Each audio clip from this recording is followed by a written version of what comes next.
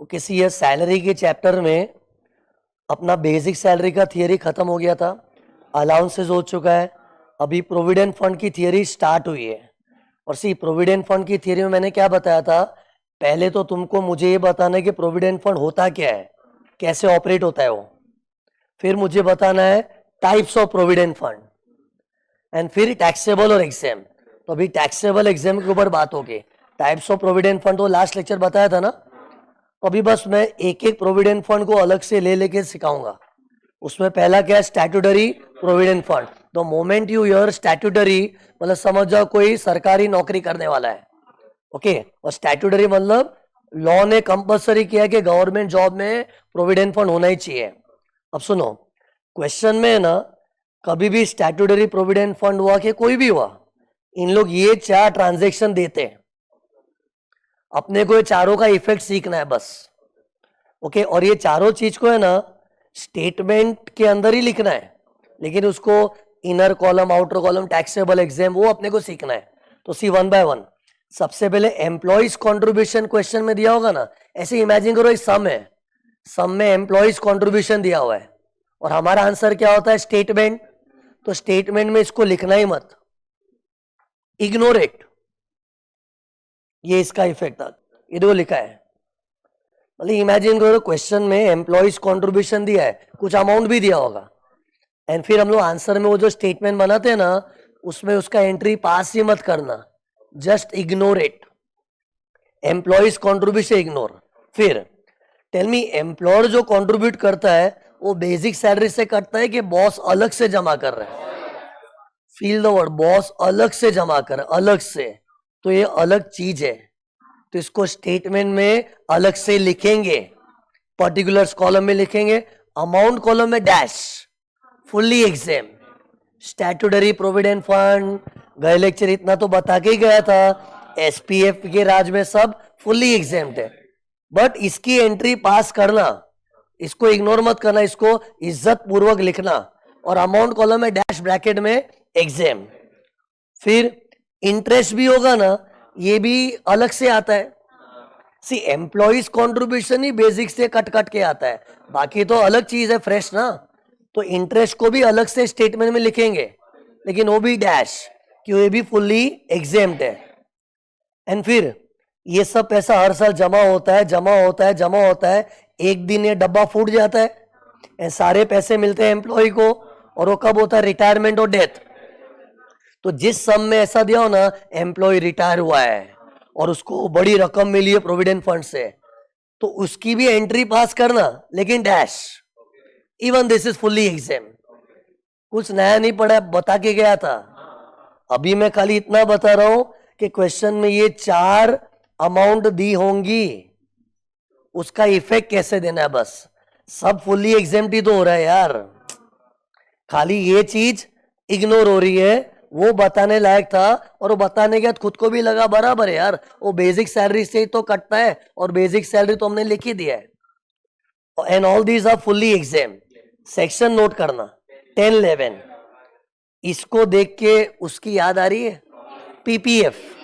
तो अभी डाउट आएगा, सर 10-11 तो पीपीएफ का सेक्शन था, ये तो स्टैट्यूटरी प्रोविडेंट फंड है। तो सी, माना कि पीपीएफ और एसपीएफ अलग है, पीपीएफ एक आम जनता के लिए, पब्लिक के लिए अकाउंट है, तुम लोग भी पीपीएफ अकाउंट खोल सकते हो, हर कोई खोल सकता है। लेकिन ये जो एसपीएफ है, ये तो जॉब में होता है ना, तो है अलग चीज, लेकिन सेक्शन कॉमन क्यों मालूम है, क्योंकि पीपीएफ अकाउंट भी गवर्नमेंट की कस्टडी में होता है, और एसपीएफ भी सरकारी नौकरी में होता है। The government factor is common, only thing is government ने जो पीपीएफ का इनिशिएटिव लिया है ना, उसमें जनरल पब्लिक को बोला है चलो सब लोग खाता खोलो, जमा करो, बुढ़ापे के लिए कुछ सेविंग्स करो, जनरल पब्लिक के लिए। और ये जॉब करने वाले, वो भी गवर्नमेंट के जॉब करने वाले, तो because that government factor is common, section is common 10-11, okay. और सी, कोई बोले सर यहां सेक्शन क्यों नहीं लिखा है, सी सब 10-11 में ही दिया है। सी ये चीज देखो, ऊपर जो चीज है ऊपर, और जो नीचे वाली चीज है वो अलग थोड़ी, सेम ही तो है। अरे जो इकट्ठा हो रहा है वही तो लास्ट में मिल रहा है, कोई नया पैसा थोड़ी यहाँ वहां से आया है, जो जमा हुआ वही मिला है। तो पूरे का सेक्शन 10-11 नहीं है, लेकिन मैंने यहाँ क्यों नहीं लिखा मालूम है? क्योंकि मैंने सिस्टम बनाया, हम लोग सम सॉल्व करेंगे ना, इनकी एंट्री पास कर रहे हैं, सेक्शन लिखो ही मत। गवर्नमेंट भी क्या है, सेक्शन में लिखा है लमसम अमाउंट एग्जेम्प्ट है, मतलब ये बोला नहीं लेकिन ये भी एग्जेम्प्ट है। बाकी कोई बोले नहीं, इधर भी 10-11 लिख दिया तो लिखो, टेक्निकली रॉन्ग नहीं है, मार्क्स नहीं काटेंगे। बट गवर्नमेंट ने ना इधर अलग से सेक्शन क्यों नहीं दिया? क्योंकि अलग चीज नहीं है, जो फंड में जमा हो रहा है वही तो आ रहा है। तो एक जगह सेक्शन बोल दिया, समझ जाने का।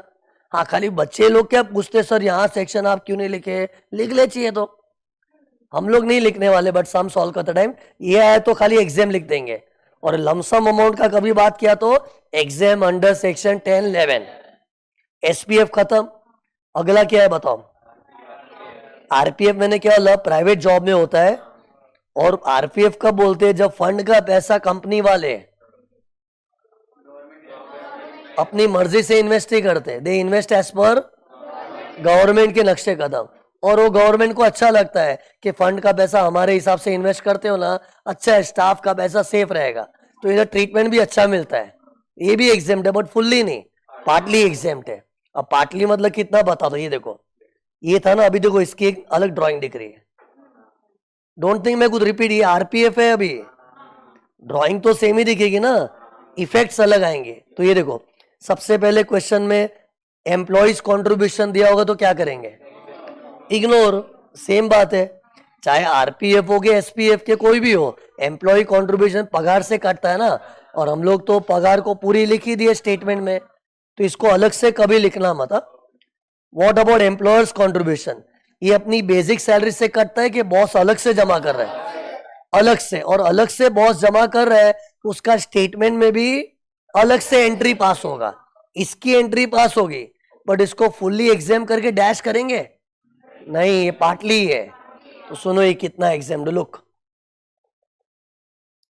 Exempt up to 12% of basic salary, dearness allowance, turnover commission. नाम तो सुना ही होगा इनका, बेसिक, डीए, टर्नओवर कमीशन।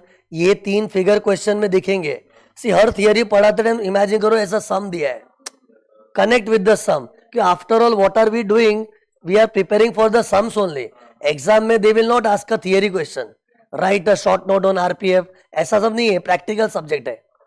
तो इमेजिन करो क्वेश्चन में बेसिक, डीए, टर्नओवर कमीशन दिया होगा, जोड़ दो तीनों को, ले लो उसका 12%, उतना एग्जाम, बाकी का टैक्सेबल। ओके, बट अभी इधर डाउट आएगा, सर ये 12% मतलब क्या? 12% मतलब क्या? इसके पीछे क्या थिंकिंग है? 12 है ना, 12 तुम लोग तो रट लोगे 12%। तो सी इसके पीछे थिंकिंग ये, लुक हियर, आज मान लो तुम लोग मेरे एम्प्लॉयज हो, मैं तुम्हारा बॉस हूं, तो ये तो हर कंपनी में रिवाज है कि तुम्हारी पगार से कटने के बाद बॉस भी अपनी जेब से जमा करेगा। लेकिन बॉस तुम्हारे लिए कितना जमा करेगा, वो बॉस का रूल होता है ना। और सी मेरे पास जितने भी एम्प्लॉय है ना, सब अलग अलग लेवल के होंगे। कुछ अच्छी पोस्ट का एम्प्लॉय होगा, कुछ क्लर्क होगा, कोई प्यून होगा, सब अलग अलग टाइप के लोग हैं। तो मैं ऐसा तो नहीं कर सकता ना सबके लिए 500 रुपया जमा करूंगा। सी सबके लिए फिक्स 500 रखा, तो मैंने मैनेजर और प्यून के बीच फर्क ही नहीं रखा। बड़े एम्प्लॉय लोग के लिए ज्यादा जमा होगा ना, छोटे एम्प्लॉय लोग के लिए कम। और बड़ा छोटा उनकी सैलरी पे डिपेंड करता है। तो असली जिंदगी में भी है ना, बॉस लोग क्या करते हैं, तुम्हारी सैलरी का सर्टन परसेंटेज जमा करते हैं। अब वो सर्टन परसेंटेज 15 भी हो सकता है, 16 भी हो सकता है, लेकिन इनकम टैक्स वाले 12% तक माफ करेंगे। कॉन्सेप्ट समझ? ये 12, ये जो 12 दिख रहा है ना, ये तो इनकम टैक्स वालों का 12 है, लेकिन कंपनियों का कुछ अलग ही परसेंटेज होता है। जैसे आज एक मैं बहुत बड़ी कंपनी हूं, मैं तुम लोग के लिए बोलूंगा चलो तुम्हारे प्रोविडेंट फंड में मैं 20% जमा करूंगा, मतलब तुम्हारी सैलरी का 20%। तो अच्छा बॉस से दिलदार हूं मैं कि तुम्हारी पगार का 20% जितना फिगर मैं अपने पॉकेट से जमा करूं तुम्हारे लिए।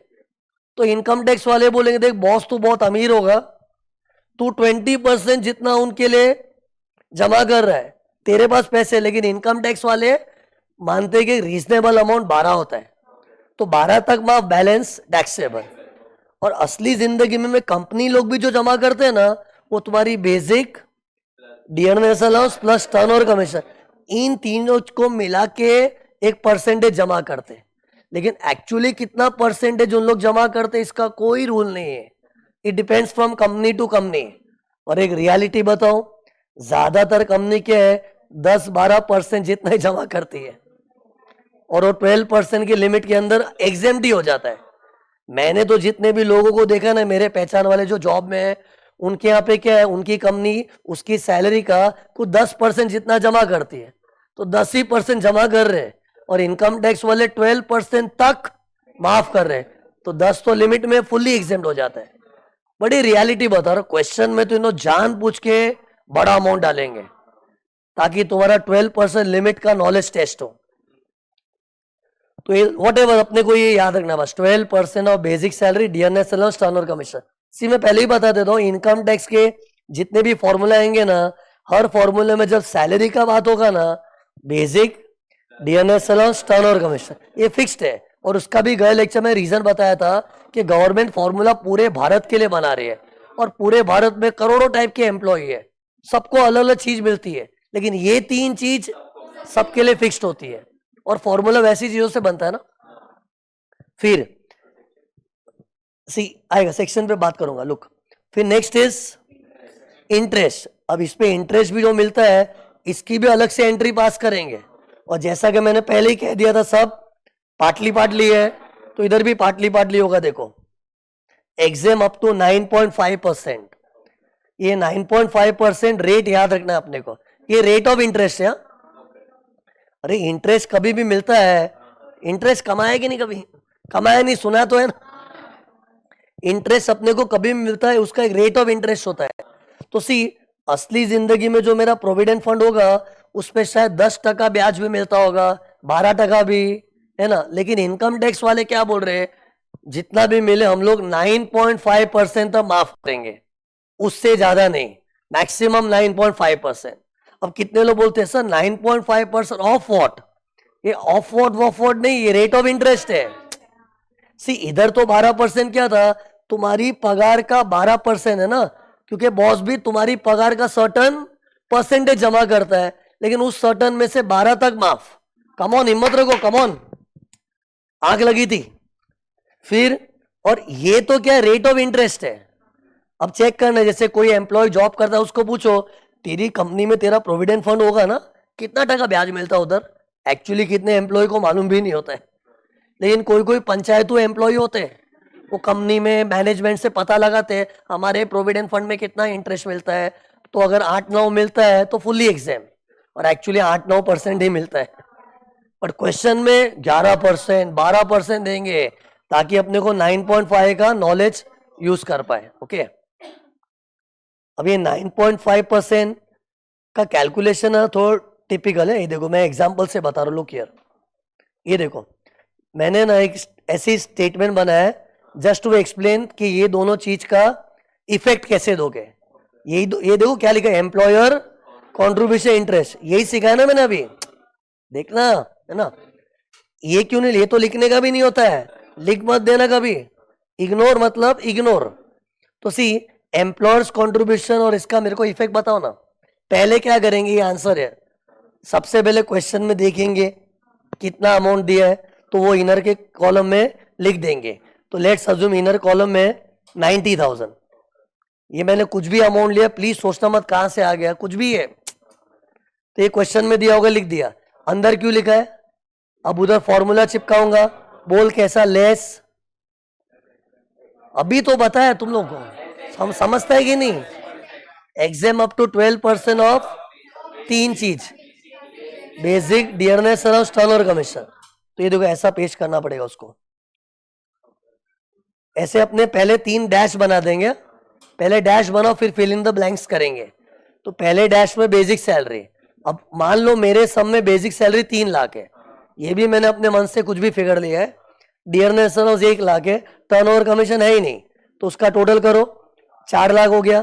फिर 4 लाख का 12% कितना हो गया, 48,000. तो माइनस हो गया, तो बैलेंस आउटर कॉलम में आ जाएगा 42,000. तो इसका मतलब क्या समझा, कि बॉस तेरे लिए 90,000 जमा कर रहा है, लेकिन उसमें से 48 माफ है, बैलेंस टैक्सेबल. अब पता है इधर डाउट क्या आना चाहिए, सर ये बॉस ने तो अभी जमा किया ना, मिला थोड़ी हमें। एम्प्लॉय को तो रिटायरमेंट के दिन मिलेगा। समझ के पढ़ो तुम लोग, ऐसे काम मत निपटाओ, पहले कॉन्सेप्चुअल अंडरस्टैंडिंग चाहिए। What you should think, 90,000 boss ने डाला, ये देखो प्रोविडेंट फंड है, उसमें मैंने तुम्हारे लिए डाला, और उसमें से बोलते 48 एग्जेम्प्ट है, बैलेंस टैक्सेबल। तो एम्प्लॉय बोलेगा मेरे को पैसा ही नहीं मिला, काहे का taxable? Yes, income is taxable accrual basis. Accrual basis पे टैक्सेशन होता है। सी इनकम टैक्स वाले क्या बोलते हैं, तेरे खाते में बॉस ने 90,000 डाल, एक से ना बढ़िया, तेरे खाते में बॉस ने 90,000 डाला ना, मतलब तेरा इनकम बुक हो चुका है, आज नहीं तो कल मिलेगा ही। अब तेरे को कल मिलेगा रिटायरमेंट के दिन, तू वेट कर, हम क्यों वेट करें? हमारे लिए तो तेरी इनकम बुक हो चुकी है। इनकम बुक होगी मतलब इनकम ने जन्म ले लिया है। इंग्लिश में income is accrued, and once income accrues you have to pay tax. Yes, थोड़ा एग्जेम्प्ट एक लिमिट तक, balance will be taxable. In short, I wanted you to realise that this is being taxed not, so this is being taxed now, but you are not receiving now, you will receive at the time of retirement or death. अब देखो interest है ना, मान लो question में ऐसा दिया है 20,000 और 10% करके दिया है, 20,000 मैंने अपने मन से कुछ भी लिया है, 10% भी क्वेश्चन में कुछ रेट देंगे। अब इसका रूल क्या बताया था, 9.5% एग्जेम्प्ट है। करो कैलसी यूज करके बताओ, हिम्मत है तो आंसर बताओ, बहुत होशियार हो ना, बताओ चलो। लोग इधर लफड़ा क्या करते हैं मालूम है, ये देख देख जरा देख लफड़ा क्या करते हैं लोग, है ना, इस फिगर पे 9.5% निकाल देते हैं। ये गलत है। क्यों? सुन, 9.5% क्या है बता, रेट ऑफ इंटरेस्ट, और 20,000 क्या है, वो खुद भी इंटरेस्ट है, मतलब तू इंटरेस्ट पे इंटरेस्ट निकाल रहा है।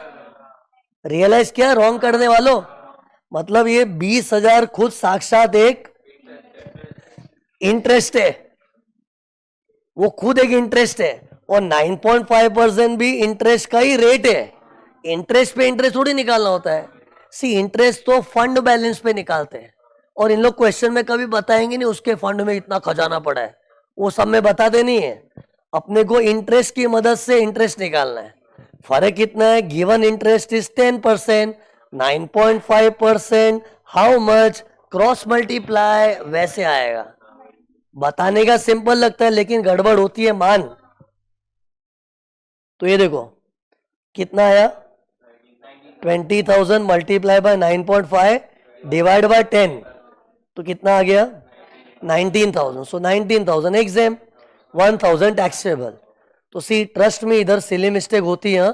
सी ऐसे नहीं कि दिमाग नहीं, अपना दिमाग है, लेकिन क्या है, बहुत बार हम लोग सम सॉल्व करते हैं मैकेनिकल हो जाते हैं, सिली मिस्टेक, ऐसा हर इंसान से होता है। तो गलती से इसका 9.5 मत निकालना, क्रॉस मल्टीप्लाई से। इससे तो पता है मैं बच्चों को याद ही कैसे कराता हूं, 9.5 क्रॉस मल्टीप्लाई, राइम हो रहा है इसे। और एक चीज वही सेम बात, अपने खाते में ये ब्याज अभी जमा हुआ है, पैसा मिला नहीं है, फिर भी टैक्स लग रहा है ऑन अक्रूवल बेसिस। अब देखो मिलने का समय आ गया, एक दिन ये प्रोविडेंट फंड का बक्सा फट जाएगा और करोड़ों के पैसों की बारिश होगी। ये देखो अब इसके साथ क्या होगा बताओ। मैंने बताया था ना पार्टली पार्टली, हाँ तो बोलो क्या होगा, पार्टली पार्टली, फुल्ली एग्जाम। अभी काय का टैक्सेबल, जो पार्टली टैक्सेबल होना था हो चुका है। तुम लोग नोटिस करो, ये देखो ये फंड में जब पैसे डाल रहे थे ना, उसी वक्त पार्टली एग्जाम पार्टली टैक्सेबल, और वो टैक्सा हुआ है पैसा मुझे मिल रहा है, तो उसमें दोबारा टैक्स नहीं आ सकता है। ये जो पैसा अपने को मिला है ये प्रोविडेंट फंड से आया ना, और प्रोविडेंट फंड में जो पैसे जमा हो रहे थे तभी टैक्स आ रहा था ना। सी किसी एम्प्लॉय ने अगर 20 साल सर्विस की है तो उससे पता है ऐसे 20 साल स्टेटमेंट बनाया होगा ऐसा, और 20 साल बेचारे ने टैक्स भरा है, और वही अक्यूमुलेटेड फंड उसको मिला है। So now it will be tax free under section 10-12। लेकिन इसमें एक शर्त है, एटलीस्ट 5 साल सर्विस करनी पड़ेगी तेरे को, फिर अगर तू जॉब छोड़ा ना, तुझे तेरा प्रोविडेंट फंड मुबारक हो, टैक्स से भी माफ हो, पर मिनिमम 5 साल सर्विस करनी पड़ेगी। क्या लॉजिक है इसका बताओ? ये रूल है। बाय करो 5 years, 5 years, 5 years, 5 years। Employ should render minimum 5 years service, तो ही उसको जो लमसम अमाउंट मिलेगा वो टैक्स फ्री है। सी, इसको लिखने तो आएगा ना स्टेटमेंट में। अरे स्टेटमेंट में तो लिखना हो तो कैसे लिखेंगे? इधर डाल दो अमाउंट कॉलम में डैश, एग्जाम है ना फुल्ली। बट ये 5 साल सर्विस करो, ये क्या नाटक है?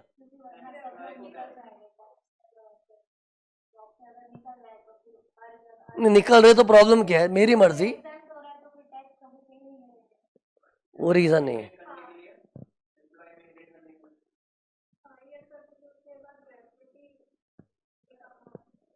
ये देखो, मैंने रिकग्नाइज और ये रिकग्नाइज प्रोविडेंट फंड में ही नाटक है, स्टैट्यूटरी प्रोविडेंट फंड में नहीं था।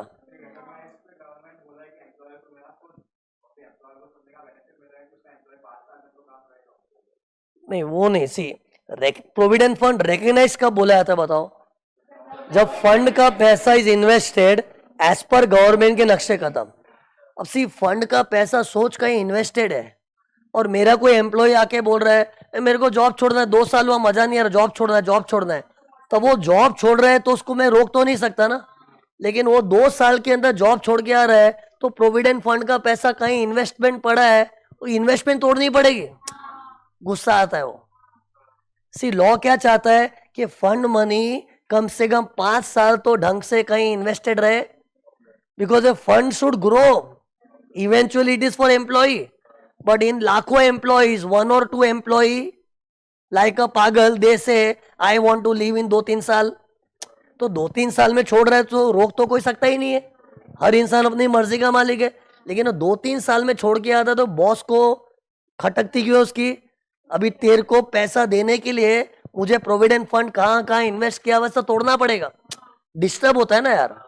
सी, इसका मतलब ये नहीं कि एम्प्लॉय जिंदगी भर नौकरी करे, 5 साल तो कर कम से कम यार, बाद में सदा ही छोड़। 6 साल, 7 साल, 8 साल के बाद फिर अगर फंड का इन्वेस्टेड पैसा तोड़ना पड़ा तो ठीक भी लगता है। सी, इन्वेस्टमेंट तोड़नी क्यों पड़ रही है? क्यों? प्रोविडेंट फंड क्या जैसे ही इकट्ठा होता है ना, it is invested somewhere, and we want that money should remain intact for at least 5 years। That's why please don't leave the job. पर कोई बोले नहीं मैं तो छोड़ेगा, मेरे को छोड़ना है तो छोड़, फिर ऐसे में पड़ेगी चमाट। चमाट कैसे पड़ेगी वाले? देखो, लुक हियर, इमेजिन किसी एम्प्लॉय ने 2 साल जॉब करके छोड़ दिया, तो उसको गवर्नमेंट गुस्सा कैसे दिखाएगी उनमें? 2 साल में तू छोड़ रहा है, तेरे को समझता नहीं, कम से कम 5 साल, तू 2 साल भी चला गया तो देखो क्या होगा। 2 साल तक तूने जो मजे लिए थे, ये 2 साल की नौकरी में तूने जो मजा लिया था ना, क्या मजा? एग्जेम्पशन का। ये देख मैं किसको गोल कर रहा हूं, वो रिवर्स हो जाएगा। जैसे मान लो ये उसकी नौकरी का ईयर 1 था, ये देख हर साल स्टेटमेंट बनाते, तो फर्स्ट ईयर के स्टेटमेंट में उसको एम्प्लॉयर कंट्रीब्यूशन के लिए 48,000 एग्जाम किया था। आरपीएफ के राज में तूने एग्जामेशन एंजॉय किया था ना, लेकिन तूने दगा दिया, तो वो 48,000, फिर इंटरेस्ट कितना माफ हुआ था? 19,000। ये तो 1 साल है, उसने एक और साल 2 साल किया जॉब, अज्यूम करो, तो दूसरे साल वापस स्टेटमेंट बना होगा। और एक्चुअली हर साल के फिगर अलग होते हैं, लेकिन लेट्स अज्यूम के नेक्स्ट ईयर फिगर्स यही थे, तो फर्स्ट ईयर में उसने 48,000 प्लस करा टोटल 19, 48,000 प्लस 19 67, फिर दूसरे साल भी सेम 67 प्लस 67 134। जितना एग्जेम्पशन तूने 2 साल एंजॉय किया था ना, वो गवर्नमेंट रिवर्स कर देगी। मतलब इंग्लिश में सुन, एग्जेम्पशन विल बी विड्रॉन, यानी कि जो पहले माफा गया था अभी टैक्स आ जाएगा, यानी कि जो पहले माइनस हुआ था अभी ऐड हो जाएगा। मतलब तीसरा साल जब स्टेटमेंट बनाएगा ना, वो जब वो जॉब छोड़ के गया, तो तीसरे साल के स्टेटमेंट में ये देख, आउटर कॉलम में एक भारी अमाउंट आ जाएगा उसका। ये कौन सा है? पिछले 2 साल के एग्जेम्पशन का रिवर्सल। ओके, इंग्लिश में सुनना, इंग्लिश में पेश करने आना चाहिए आंसर को। देखो, look, lump sum amount received from RPF. It is fully exempt under section 10(12) only if the employee has rendered a service of minimum 5 years. Full stop. If he has rendered a service of less than 5 years, then exemption allowed in respect of employer's contribution and interest in past shall be withdrawn. तो ये इसकी theory थी. But see, ये जो 5 साल service का system है ना, कभी कभी कोई मजबूरी में छोड़ता है यार, शौक से कोई छोड़ते नहीं है. जैसे कोई एम्प्लॉय बोलेगा भाई मैं हमेशा के लिए अपाहिज हो चुका हूं, मेरे लिए अभी ऑफिस आना पॉसिबल ही नहीं है, मतलब कोई हेल्थ इश्यू हो गया या फिर due to some uncontrollable reason, या फिर एम्प्लॉय मर ही गया, अरे या फिर परमानेंटली हैंडीकैप्ड हो गया, तो ऐसा कोई अनकंट्रोलेबल रीजन हुआ ना तो गवर्नमेंट भड़केगी नहीं. भड़केगी नहीं मतलब क्या, ये जो एग्जेम्पशन मिला था विड्रॉ नहीं करेगी. गवर्नमेंट बोले ठीक है चलो मजबूरी है. तो ये एक पॉइंट था. एक्सेप्शन बता रहा हूं अभी. If employ retires due to ill health और any other uncontrollable reason then exemption will not be withdrawn. फिर कंपनी ने अपना धंधा बंद कर दिया, तुम मेरे यहाँ पे जॉब कर रहे थे, तुमसे कानून एक्सपेक्ट कर रहा है 5 साल नौकरी कर, 5 साल, लेकिन बॉस ने अपना धंधा ही बंद कर दिया तो तू चाह के भी नहीं कर पाएगा. तो वैसे केस में भी एग्जेम्पशन विड्रॉ नहीं होता. एक और चीज, लुक, तुम मेरे यहाँ पे जॉब कर रहे थे, तुमने 2 साल मेरे यहाँ बिताया, अब 2 साल क्या छोड़ रहे हो, लेकिन एम्प्लॉय है ना अपना प्रोविडेंट फंड मांग नहीं रहा है.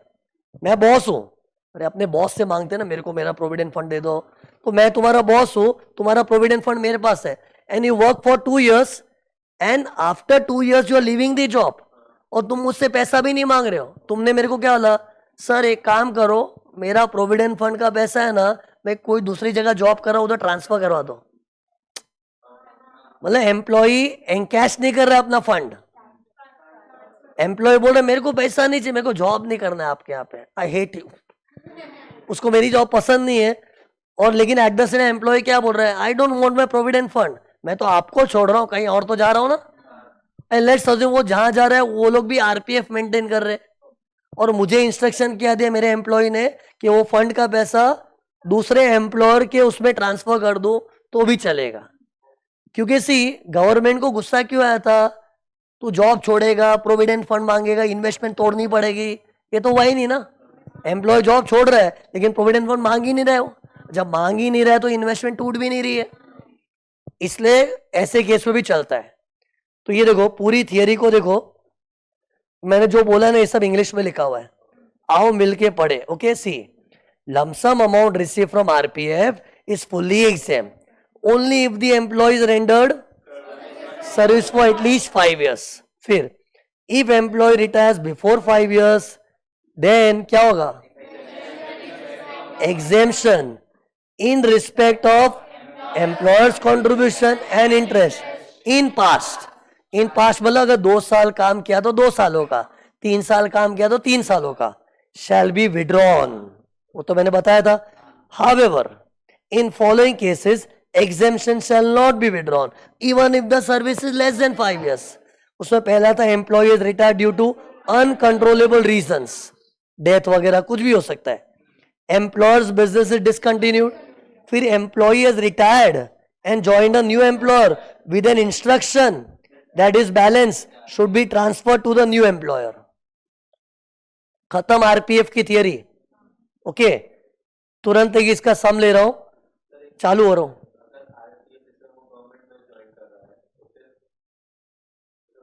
नहीं तो वो ट्रांसफर नहीं होता है. नहीं, सी, ये ट्रांसफर वाली सुविधा कब मुमकिन है, जब तू जो नई जगह जा रहा है वो भी आरपीएफ, तेरा जूना बॉस भी आरपीएफ वाला, नया बॉस भी आरपीएफ वाला, तो आरपीएफ टू आरपीएफ हो जाता है ना. और ऐसा नहीं हुआ तो तुझे तेरा फंड एनकैश करना पड़ेगा, और पैसे ले ले तो फिर एग्जेम्पशन विड्रॉन. सुनो, अनरिकग्नाइज्ड प्रोविडेंट फंड, मोटा मोटी तो अपने को आइडिया है कि इसकी गवर्नमेंट बैंड बचाएगी. क्यों, यूपीएफ से गवर्नमेंट को गुस्सा क्यों है, इधर प्राइवेट वाले फंड मनी अपनी मर्जी से कहीं पर भी इन्वेस्ट करते, जबकि गवर्नमेंट चाहती है उनके नक्शे कदम से इन्वेस्ट हो, तो उस बात का गुस्सा है. लेकिन सी, ये तो मैंने बताया दैट इट्स फुल्ली टैक्सेबल लेकिन फिर भी इतना सिंपल नहीं है। नॉर्मली टैक्सेबल सुनते हैं, ठीक है ना, खत्म टैक्सेबल, लेकिन इधर थोड़ा केयरफुल रहना पड़ेगा। लुक, इसकी थियरी है ना, मैं अमाउंट के बिगड़ समझा नहीं पाऊंगा, इसलिए कुछ अमाउंट्स मैंने दे रखे, पहले अमाउंट्स को समझो तो 2 मिनट में कन्विंस कर पाऊंगा। Just understand the amounts properly, and all the amounts are fictitious. अपने मन से कुछ भी लिया है, डोंट गेट सीरियस कि ये अमाउंट क्यों लिया, कुछ भी लिया है, तुम लोग बोलो तो चेंज कर दो, तो अमाउंट बोलो चले, हाँ कुछ भी चलता है। तो लेट्स अज्यूम एक एम्प्लॉय ने 20 साल नौकरी की है, तो उसमें ये क्या है, हर साल उसकी पगार से 10,000 कटता था। एम्प्लॉयज कॉन्ट्रीब्यूशन मतलब पगार से कटता था ना, एंड उतना ही बॉस भी उसकी जेब से जमा करता था, 10,000 10,000 20, टाइम टू टाइम इंटरेस्ट भी मिला करता था। फिर एक दिन 20 साल खत्म हो गए और उसको इकट्ठे 5 लाख रुपए मिले। कोई बताएगा उसको 5 लाख क्यों मिला? एवरी ईयर उसके अकाउंट में कितना जमा हो रहा था? 10 साल। ऐसे कितने साल जमा हुआ है? 20 साल की नौकरी में 20 बार जमा हुआ होगा। फिर बॉस भी उसके लिए 10,000 जमा करता था हर साल, तो 20 साल में निकालना कैलकुलेटर करके, एम्प्लॉय की तरफ से 2 लाख जमा हुआ, बॉस ने 2 लाख, 2 लाख 2 लाख 4 लाख, तो साइड में इंटरेस्ट भी तो आ रहा था ना। तो इस तरह से 5 लाख इकट्ठा हुआ। Okay, obviously I am assuming every years amount is same, जबकि रियल लाइफ में हर साल जो अमाउंट जमा हो रहा है इट कैन चेंज ऑल्सो, पर ठीक है, for convenience let's assume it was same.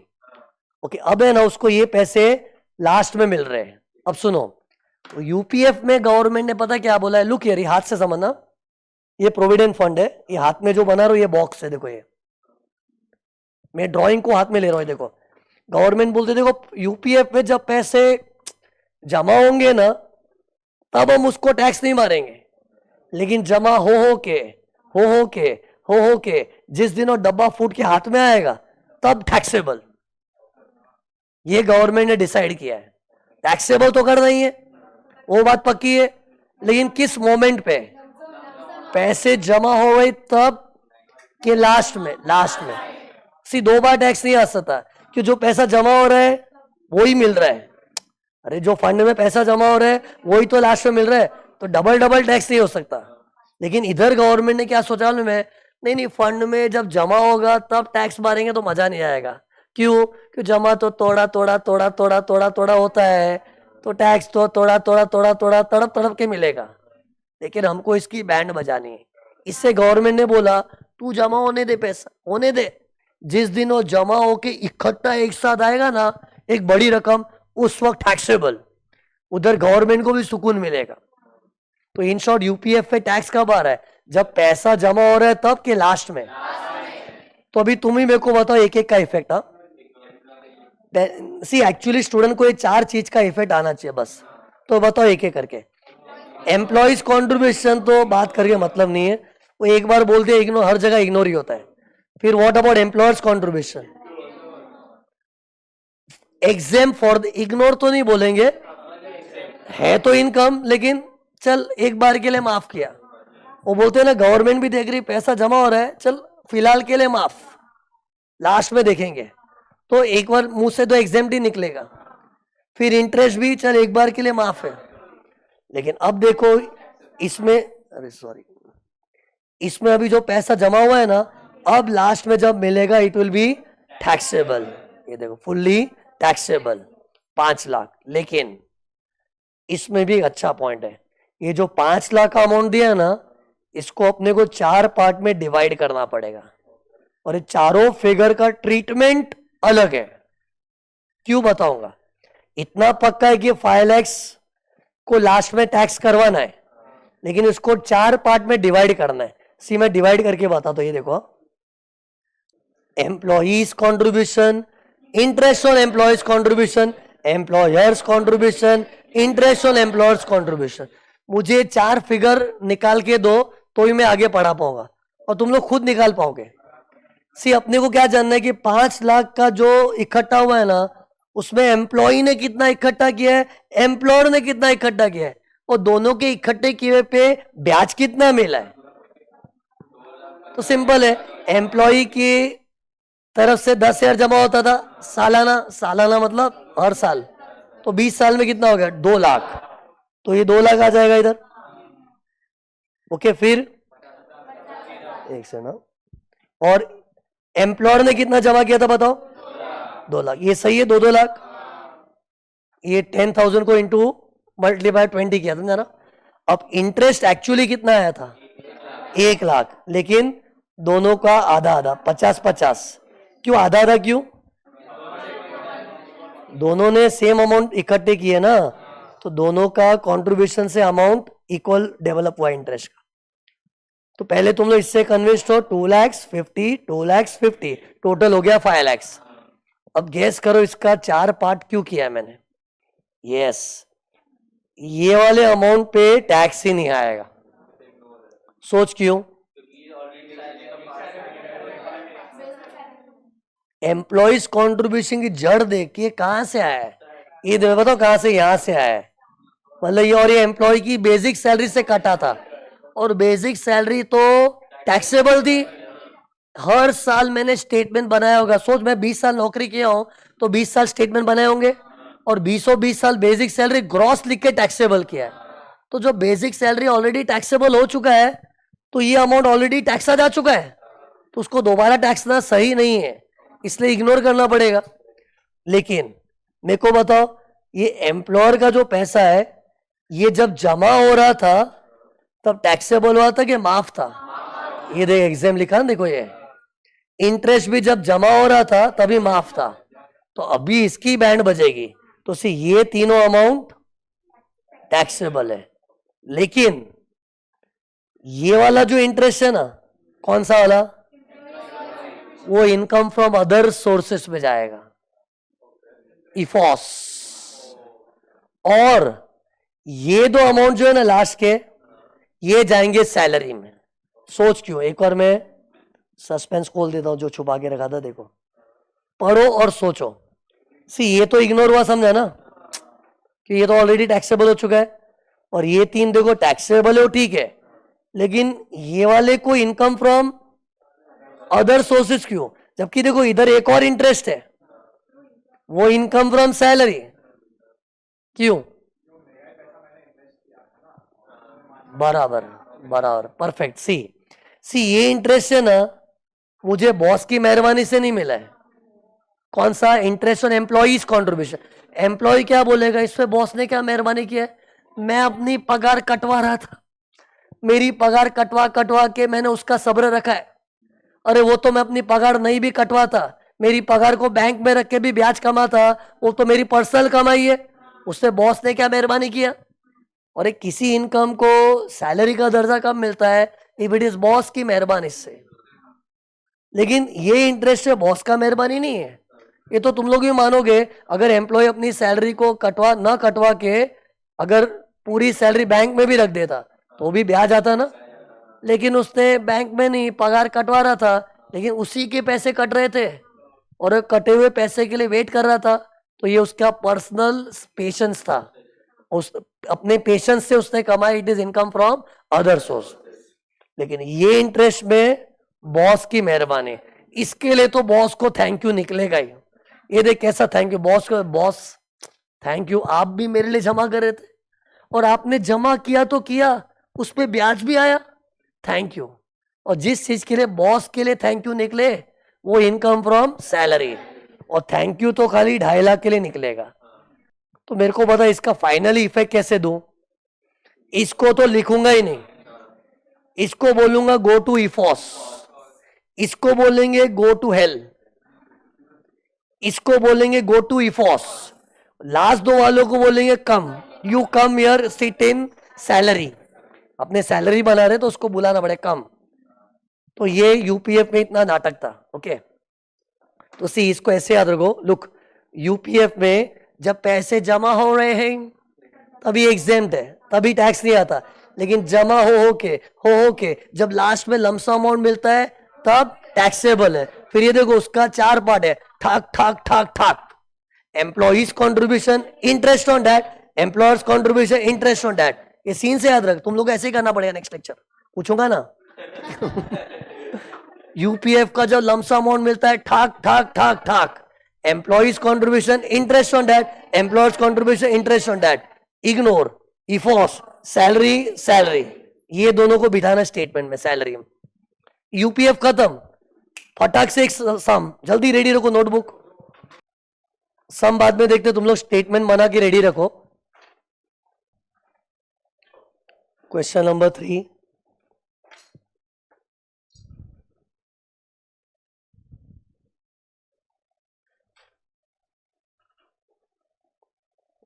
Ready? ये तो बेसिक सैलरी कितना है, मल्टीप्लाई बाय, बस ये लफड़ा हो गया ना।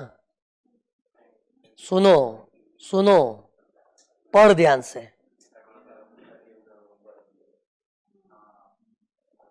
मिस्टर एक्स, एक्स है ना एम्प्लॉय, रिटायर हुआ है। कभी भी रिटायरमेंट का समय ना एकदम केयरफुल रहना। मैं कितना भी चीखू ना फिर भी मिस्टेक होने वाली तुम्हारी। क्या चीखना चाह रहा हूं मालूम? तुम लोग अंधाधुन इंटू 12 मंथ्स करोगे, वो लफड़ा हो जाएगा। 12 महीना काम ही नहीं किया, बीच में ही छोड़ दिया, सुना है पगार छोड़ने के बाद नहीं मिलता है। ये देख कभी छोड़ा है, नवंबर। तुम लोग को ये अंदाजा भी है कि हम लोग कौन से साल का स्टेटमेंट बना रहे हैं? नहीं मालूम? फर्स्ट लेक्चर में जाऊं वापस, हम लोग 24-25 का स्टेटमेंट बना रहे हैं, प्रिसाइसली 1 अप्रैल 24 टू 31 मार्च 25। तो बताओ उसमें कब छोड़ा उससे? 30 नवंबर। तो ये देखो, देख 1 अप्रैल 24 से 31 मार्च 25, this is our financial year, और उसमें 30 नवंबर को छोड़ा है। ये देख यहां से आया, ओके। तो कितने महीने हुए? 8 महीना।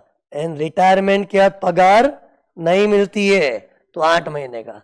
तो इसे कोई बहुत बड़ा नॉलेज नहीं दे दिया है, लेकिन अलर्ट इसलिए कर रहा हूं क्योंकि गड़बड़ होती है। अपने क्या गाय गाय में पर मंथ देखते सीधा इंटू 12 करने की हैबिट है, और 90% वैसे ही हो रहा होता है ना। एक आध सम कभी ऐसा होता है तो मिस्टेक हो जाती है, और कोई कोई लोग ने एडवांस में चालू कर दिया होगा ना, उन लोगों ने इंटू 12 किया, मैंने देखा भी है, नाम नहीं लूंगा मैं। तो कितने मंथ्स लूंगा मैं? Into 8 months. तो स्टेटमेंट देखो, मेरा स्टेटमेंट रेडी है, ये देखो।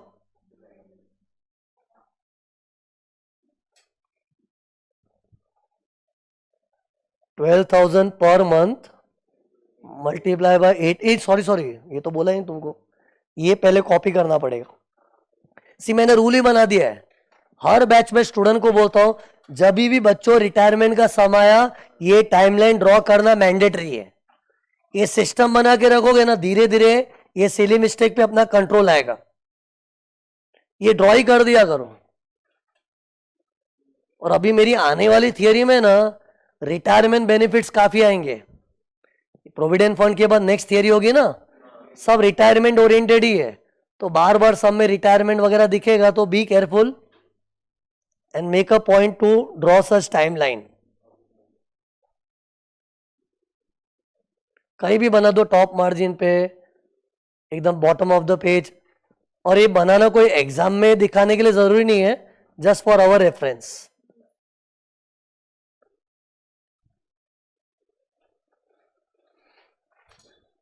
सो 8 मंथ्स इंटू 12,000, 96,000 आ गया।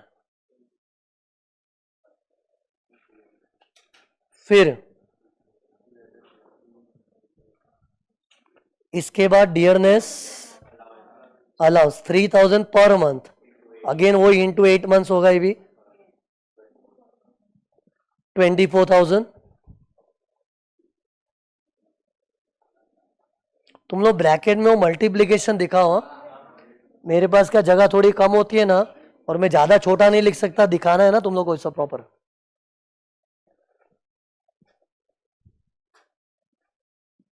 फिर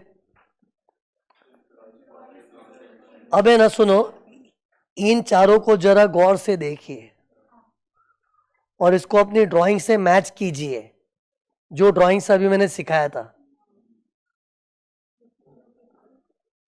पहले तो यूपीएफ है, फिर देखो employees contribution, employers contribution, interest, credited मतलब खाते में जमा हुआ है, तो ये 3 पॉइंट है ना, जमा हुआ है उसकी सूचना है, और लास्ट में रोकड़ी हुआ है उसकी इंफॉर्मेशन दिया है। जमा क्यों कर रहे? ये तो रिटायर हो गया ना, नवंबर में रिटायर हुआ है, तो स्टार्टिंग का 8 महीना तो जमा करने का सिलसिला जारी था। सुना है रिटायरमेंट पे सब मिल जाता है, लेकिन रिटायरमेंट भी नवंबर में हुआ है ना, तो स्टार्टिंग के 8 महीने तो जमा हो ही रहा था। तो ये जो पॉइंट है ना, देखो ये एम्प्लॉई कॉन्ट्रीब्यूशन, कॉन्ट्रीब्यूट करना मतलब जमा करना, फिर employer contribution, interest credited, credited मतलब ही जमा होना। तो ये जमा सिर्फ 8 महीना हुआ था, फिर तो बाद में वो रिटायरमेंट का दिन ही आ गया और लमसम अमाउंट मिल गया। तो मुझे सबका इफेक्ट बताओ। ये सबको है ना, मैं क्या चाहता हूं तुम लोग है ना, ऐसा ड्राइंग के फॉर्म में फील करके सोचो। Can you see? 1 लुक, 2 3 4, ये 4 चीज सब में दी है, 1 2 3 4। तो पहले ये कौन सा वाला है अपनी ड्राइंग में? कौन सा वाला है अपनी ड्राइंग में? ये वाली चीज है, देखो ये है ना, वो तो इग्नोर हो जाएगा। फिर ये अभी एग्जाम जमा हो रहा है ना, तो जमा होते में एग्जाम है, इंटरेस्ट भी एग्जाम, लमसम को तोड़ना पड़ेगा, ठाक ठाक ठाक ठाक वैसा वाला। तो सी लुक हियर, इतना पोर्शन एक बार देख लो ना खाली,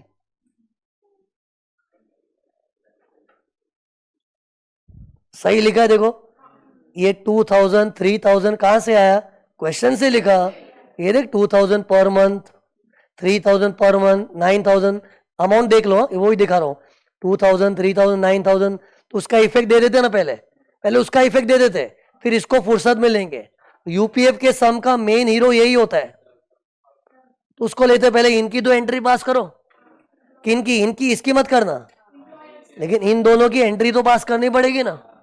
8 महीने तक जो जमा हुआ है वो है ना। ये जो मैंने राइट साइड में ड्रॉ किया, तुम लोग को भी बाद में ड्रॉ करना पड़ेगा, बाद में कर लेंगे। एक बार तुम लोग इधर एंट्री पास करो, ये देखो क्या लिखूं बताओ इधर मेन स्टेटमेंट में। Very good, employers contribution interest देखो दोनों लिख दिया है। सी अभी कितने लोगों को डाउट सर इधर सेक्शन? सेक्शन एग्जेम्प्ट चीजों का होता है, ये एग्जेम नहीं है, ये टैक्सेबल है, लेकिन बाद में देखेंगे वाला है। अब बाद में देखेंगे तो अभी तो बच गया ना। सी कोई चीज टैक्स से माफ ही हो जाती है ना, तो एग्जेम्प्ट होता है ना। ये एग्जाम कैसा है बाद में देखेंगे। ये 8 महीना जो जमा हो रहा था ना, होने थे जमा, रिटायर हो ही रहा है बस, तो बाद में देखेंगे ऐसा वाला। ओके लुक, ये लुक, ये देखो, ये देखो टोटल क्वेश्चन में 6 लाख लमसम अमाउंट दिया है, उसमें से इंटरेस्ट 1,50,000 है, ये इंटरेस्ट है। तो बचा हुआ 4,50,000 को क्या बोलेंगे? कंट्रीब्यूशन। अब इसको ब्रेकअप करना है, एम्प्लॉई एम्प्लॉयर एम्प्लॉई एम्प्लॉयर, और वो कौन से रेशियो में करेंगे? 2:3। गौर किया जाए, अगर एम्प्लॉय 2 डालता था तो एम्प्लॉयर 3, 2:3। समझा? तुम्हारी मिस्टेक, तुम हाफ कर रहे थे, बाकी राइट था तुम्हारा। तो समझा ना, मतलब 2:3 रेशियो पकड़ना है। तो ये देखो लुक हियर, लुक, पहले ये 1,50,000 समझा कि नहीं? एक बैच में डाउट सर 1,50,000 कहां से आया? अरे क्वेश्चन ही नहीं दिख रहा, मतलब तू 1,50,000 और इंक्लूडेड मतलब उसके अंदर शामिल है वो, तो उसको एक बार अलग कर। तो अलग करके 4,50,000 प्योर कंट्रीब्यूशन अमाउंट आ गया, वो बोलते हैं मेन प्रिंसिपल अमाउंट आ गया। अब दोनों को बाइफर्केट करेंगे 2:3 में, तो देखो एम्प्लॉई एम्प्लॉयर एम्प्लॉई एम्प्लॉयर आ गया, फिर आ गया आंसर, तुम्हारा राइट ही था, है ना? नहीं, ये इतना वर्किंग दिखाना पड़ेगा। चलो ये ऊपर से एकदम ज्यादा डिटेल वर्किंग की जरूरत नहीं है, इतना पोर्शन दिखाना पड़ेगा। सी मैंने तो पूरा टॉप टू बॉटम क्यों ड्रॉ किया है? ताकि मैं रेशियो भी कन्विंस कर पाऊं। ये दिख रही वर्किंग, बाकी इसमें खाली इतना पार्ट तो एग्जाम में मैंडेटरी है ना, वो तो दिखाना पड़ेगा वर्किंग। तो एक सेकंड बताओ इफेक्ट किसका आएगा अभी? इधर देखो, एम्प्लॉइज कंट्रीब्यूशन तो इग्नोर हो गया, और ये देखो एम्प्लॉयर का कंट्रीब्यूशन और एम्प्लॉयर का इंटरेस्ट। नहीं नहीं, तुम लोग इधर लाइन चेंज हो गई है, वो ठाक ठाक ठाक ठाक ठाक कैसा हो गया है, ठाक ठाक ऐसा आ गया है, चेंज हो गया है, वो इंटरेस्ट दोनों वो साइड आ गए। तो ठीक है ना, एम्प्लॉयर का इंटरेस्ट और एम्प्लॉयर का जमा किया हुआ ये सैलरी में आएगा। तो एम्प्लॉयर का जमा किया हुआ 270 है, उसका इंटरेस्ट है 90, 270 90 कितना हो गया? जल्दी बोल जल्दी। तो वो 360 इधर आ जाएगा, देख जरा। तो डू वन थिंग, ये तुम लोग खत्म करके वर्किंग नोट भी बनाना, फटाफट लिखो अभी, ये सब कॉपी कर लो अभी, पूरा ही कॉपी कर देना पूरा।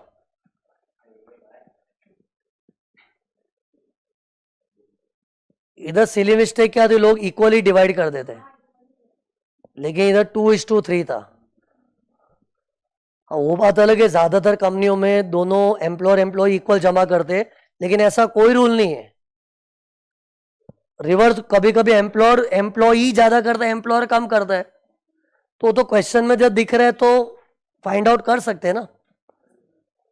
अब देखो नेक्स्ट थियरी क्या है, दो तरह के डियरनेस अलाउंस होते हैं मार्केट में। क्वेश्चन में तुम लोग बहुत बार लिखा हुआ देखोगे, कभी इन टर्म्स लिखते, कभी नॉट इन टर्म्स लिखते, तो तुमको क्या अटपटा लग गया? जैसे देखो एग्जांपल ही बता देता हूं, ये देखो, ये देख लो, ये दिख रहा है क्वेश्चन में, डीएनएस अलाउंस के ब्रैकेट में नॉट इन टर्म्स लिखा है, कभी इन टर्म्स लिखा होगा, ये हर सम में लिखा हुआ दिखेगा। अभी तक ये सम में क्यों नहीं दिखाया था? क्योंकि मैंने सिखाया नहीं था ना, और ये सब मैंने कस्टमाइज किए, जैसे बच्चा सीख रहा है वो हिसाब से डेवलप होगा। ओके, तो मैं तुमको अभी वही सिखा रहा हूं कि ये इन टर्म्स नॉट इन टर्म्स होता क्या है। तो सी पहले तो डियरनेस अलाउंस का मीनिंग क्या है? It is an allowance to face महंगाई, महंगाई का सामना करने के लिए होता है। लेकिन सी कोई कोई कंपनी वाले क्या बोलते हैं, देख एम्प्लॉय, माना कि डियरनेस अलाउंस महंगाई का सामना करने के लिए होता है, लेकिन मैं महंगाई देख के डियरनेस अलाउंस नहीं दूंगा, मैं तेरा अमाउंट 5,000 रुपया फिक्स कर रहा हूं और वो 5,000 ही रहेगा। इन्फ्लेशन गया तेल लेने, ये 5,000 कांस्टेंट रहेगा, means your DA will remain constant. अगर ये बढ़ेगा तो मेरे टर्म्स के हिसाब से बढ़ेगा, जब मुझे डियरनेस अलाउंस तेरा बढ़ाना होगा तब बढ़ाऊंगा, नहीं बढ़ाना है नहीं बढ़ाऊंगा। महंगाई की आड़ में मेरे को बोलना मत, मतलब you will get DA although it is to face inflation, but it will not fluctuate according to inflation. You will get DA, but that doesn't mean you will get constant amount. It will increase, but as per my mood, boss के mood से, boss के terms से, तो इसको बोलते हो terms है। मतलब जो डीए बॉस के टर्म्स एंड कंडीशन से चलता है, जो डीए बॉस के टर्म्स एंड कंडीशन से चलता है। टर्म्स एंड कंडीशन मतलब कब उसको बढ़ाना है, इंक्रीमेंट होता है ना, कब उसको बढ़ाना है, कब डबल करना है, कब कितना देना है, वो इन्फ्लेशन से अफेक्टेड नहीं है, वो बॉस के टर्म्स से चलेगा। तो ये डीए क्या है, मोरलेस कांस्टेंट ही रहता है। ये देखो, ये सीधी लाइन मतलब ये कांस्टेंट है। हाँ जिंदगी भर सेम नहीं रहेगा, बढ़ेगा, लेकिन इन्फ्लेशन के हिसाब से नहीं, बॉस के टर्म्स के हिसाब से। लेकिन ये वाला जो डीए ना, नॉट इन टर्म्स मतलब वो बॉस के टर्म्स से नहीं चलेगा, मार्केट में महंगाई से चलेगा। बॉस बोलेगा नहीं मेरे को बढ़ाने का मन नहीं है, बढ़ाना ही पड़ेगा, महंगाई बढ़ गई मार्केट में, बढ़ा, मतलब it will not move according to boss का टर्म्स। नॉट इन टर्म्स मतलब बॉस के टर्म्स, टर्म्स समझता है ना, हर कंपनी के अपने टर्म्स एंड कंडीशन रूल्स होते हैं, उसके हिसाब से नहीं चलेगा, तो इन्फ्लेशन के हिसाब से। और महंगाई तो क्या ऊपर नीचे होती रहती है, तो इट विल कीप फ्लक्चुएटिंग, ऐसे ऐसे होगा। ये दिख रहा है ड्राइंग, तो ये डिफरेंस है। तो सी आज तुम लोग की भी कोई जॉब लगे और तुम लोग बोलोगे बॉस मेरे को पगार, मेरे पैकेज में क्या क्या रहेगा, बेसिक रहेगा, फिर डीए रहेगा which will be in terms, मतलब समझ जाओ वो डीए बॉस अपने टर्म्स के हिसाब से बढ़ा बढ़ा के देगा, मतलब मोरलेस वो कांस्टेंट ही रहेगा। और अगर बॉस बोले dearness allowance which will not be in terms, means it will fluctuate according to inflation. But tell me अब डाउट क्या आना चाहिए, फर्क क्या पड़ता है? मतलब in terms of taxable exempt क्या फर्क पड़ता है? कुछ फर्क नहीं पड़ता। सी ये देखो, चाहे डीए ऐसा हो कि ऐसा ऐसा हो, दोनों केस में मिल रहा है तेरे को। मान तू एम्प्लॉय, मैं बॉस हूं, बॉस चाहे डीए तेरे को ऐसे दे कि ऐसे ऐसे दे, दोनों केस में तेरे को तो मिल रहा है ना, taxable. For employee doesn't make any difference. चाहे ऐसा वाला ये समझ रहे ना क्या कर रहा हूं? ड्राइंग कर रहा हूं हाथ से यार, हाथों से ड्राइंग ऐसी होती है यार। चाहे डीए ऐसे मिले कि ऐसे मिले, दोनों केस में तेरे को मिल रहा है टैक्सेबल। तो फिर डाउट क्या है? तो फिर फर्क क्या पड़ेगा? फर्क फॉर्मूला में पड़ेगा, फर्क फॉर्मूला में पड़ेगा। तुम लोग ने इन दिनों में मुझसे कुछ फॉर्मूला सीखे, जैसे एचआरए का फॉर्मूला क्या था, याद कर, हिम्मत है तो। 40 या 50% ऑफ बेसिक प्लस डीए था में, डीए था उधर, उधर ऐसा वाला डीए ही लेने का होता है। आज भी एक फॉर्मूला सिखाया था, ये वाला, किधर गया शिट यार, किधर गया, ये वाला 12% ऑफ बेसिक प्लस डीए था। हर फॉर्मूला में डीए इन टर्म्स वाला आता है। क्यों? पूछो क्यों? क्योंकि सी डीए इन टर्म्स क्या है, ये ऊपर नीचे फ्लक्चुएट होता है, ये कांस्टेंट है। एंड गवर्नमेंट जो फॉर्मूला बनाती है ना, वो कांस्टेंट चीजों से बनाना है। कि फॉर्मूला का स्वभाव क्या है? Fixed. And something which is fixed should depend upon something which is fixed. See I am not saying कि जिंदगी भर ये डीए फिक्स्ड रहता है। जैसे आज मैं तुमको 5,000 रुपया महीने का दूंगा तो मोरलेस फिक्स्ड ही रहेगा, आगे जाके 6,000 भी हो सकता है, लेकिन वो बॉस के टर्म्स के हिसाब से ना, पर ज्यादातर वो फिक्स्ड रहता है। एंड गवर्नमेंट क्या चाहती है? गवर्नमेंट के फॉर्मूला फिक्स्ड चीजों से बने। ओके, नहीं तो ये नॉट इन टर्म्स वाला डीए तो क्या है, शुरुआत में तुमको कंपनी वाले शायद 5,000 देते थे, टाइम आ गया कि 20,000 भी हो गया होगा तेरा, इन्फ्लेशन के हिसाब से चल रहा है। And it all depends upon company to company, हर कंपनी में अलग नियम होते हैं। तो इन शॉर्ट आज हमने नई बात क्या सीखी? हर डियर ने हर सैलरी के फॉर्मूला में डीए खाली इन टर्म्स वाला ही लेना चाहिए। सी इसका मैंने अच्छा स्लोगन बनाया, देखो, in terms in formula, not in terms not in formula. ऐसे याद अच्छा रहता है। क्या था? In terms in formula, not in terms not in formula. Which formula? हर वो फॉर्मूला, जितने भी फॉर्मूला मेरे मुंह से निकलेंगे, अभी तक 2 ही निकला, लास्ट लेक्चर एचआरए का आया था, आज वो आरपीएफ का आया था। ऐसे देखते ही जाओ, फॉर्मूला की लाइन लगेगी। अब कभी भी कोई फॉर्मूला होगा ना, इतना पक्का है, मैं उसमें बेसिक डीए टर्नओवर कमीशन बोलूंगा, और डीए बोला मतलब इन टर्म्स ही, ये मान के ही चलना। और नॉट इन टर्म्स वाले को क्या बोलेंगे? फॉर्मूला में मत लेना। और सुनो, हर सम में इन लोग इन टर्म्स नहीं बोलते, कभी कभी इन लोग ऐसा DA forming part of salary, कभी बोलते DA not forming part of salary. इसका मतलब क्या है? फॉर्मिंग पार्ट ऑफ सैलरी मतलब इन terms, not not and not in terms. और उसके पीछे मीनिंग है, फॉर्मिंग पार्ट ऑफ सैलरी मतलब जैसा बेसिक है वैसा डीए है, और बेसिक का स्वभाव कैसा है? कांस्टेंट। तो डीए भी अगर वैसा ही हो जाए तो बेसिक के सरी का हो गया डीए। अरे बेसिक सैलरी तो कांस्टेंट ही रहती है। हाँ, पगार बढ़ती है लेकिन तुरंत थोड़ी बढ़ती है, कुछ समय के बाद ना। बट बेसिक सैलरी एक बार कांस्टेंट रहता है। और अगर डीए भी कांस्टेंट है तो क्या बोलते हैं? जैसा बेसिक वैसा डीए, तो DA forming part of salary. तो ये देखो, अलग वर्ड्स बता रहा हूं, forming part of salary, not forming. But see ये चीज मत बोलना, दोनों डीए टैक्सेबल है। सी अपने स्टेटमेंट में जब मेन डीए की एंट्री पास कर देना, प्लीज तभी मत सोचना कुछ। उस वक्त तो मेरा ये सीन याद करना, सर ने क्या बोला था, डीए चाहे ऐसे मिले कि ऐसे मिले, मिल रहा है ना, टैक्सेबल। तो स्टेटमेंट में लिखना, फॉर्मूला के time in terms in formula, not in terms not in formula. उस वक्त ये माइंड में आना चाहिए। तो ये डीए की जनरल थियरी थी, और ये हमेशा के लिए जनरलाइज कर दो। आगे भी जितने फॉर्मूला आएंगे ना, यही नारे लगाने, इन terms in formula, not in terms not in formula. अब देखो अपना चैप्टर का स्टेटस देखना,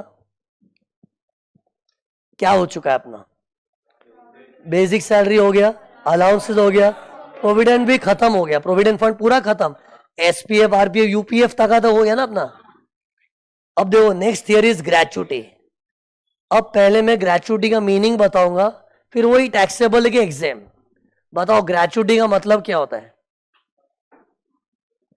व्हाट इज ग्रेचुटी? कि कोई चीज का मतलब नहीं समझेंगे ना तो आगे पढ़ के क्या फायदा फिर। इतना तो सुना है ग्रेचुटी एम्प्लॉय को रिटायरमेंट में मिला, ऐसा सुना है। बट ये ग्रेचुटी वर्ड क्या है?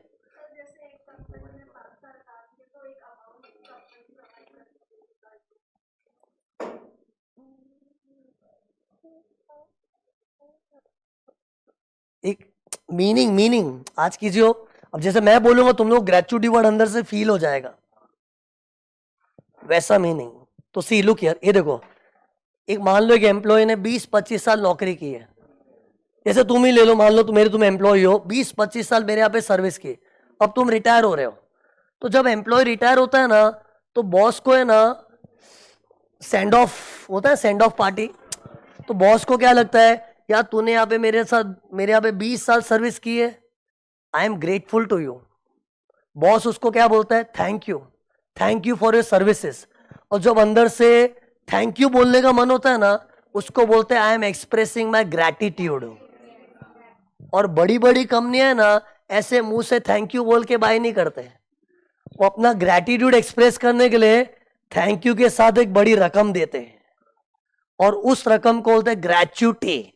और ग्रेचुटी क्यों बोलते हैं? क्योंकि boss is expressing is gratitude. Gratitude express करने का मतलब क्या है?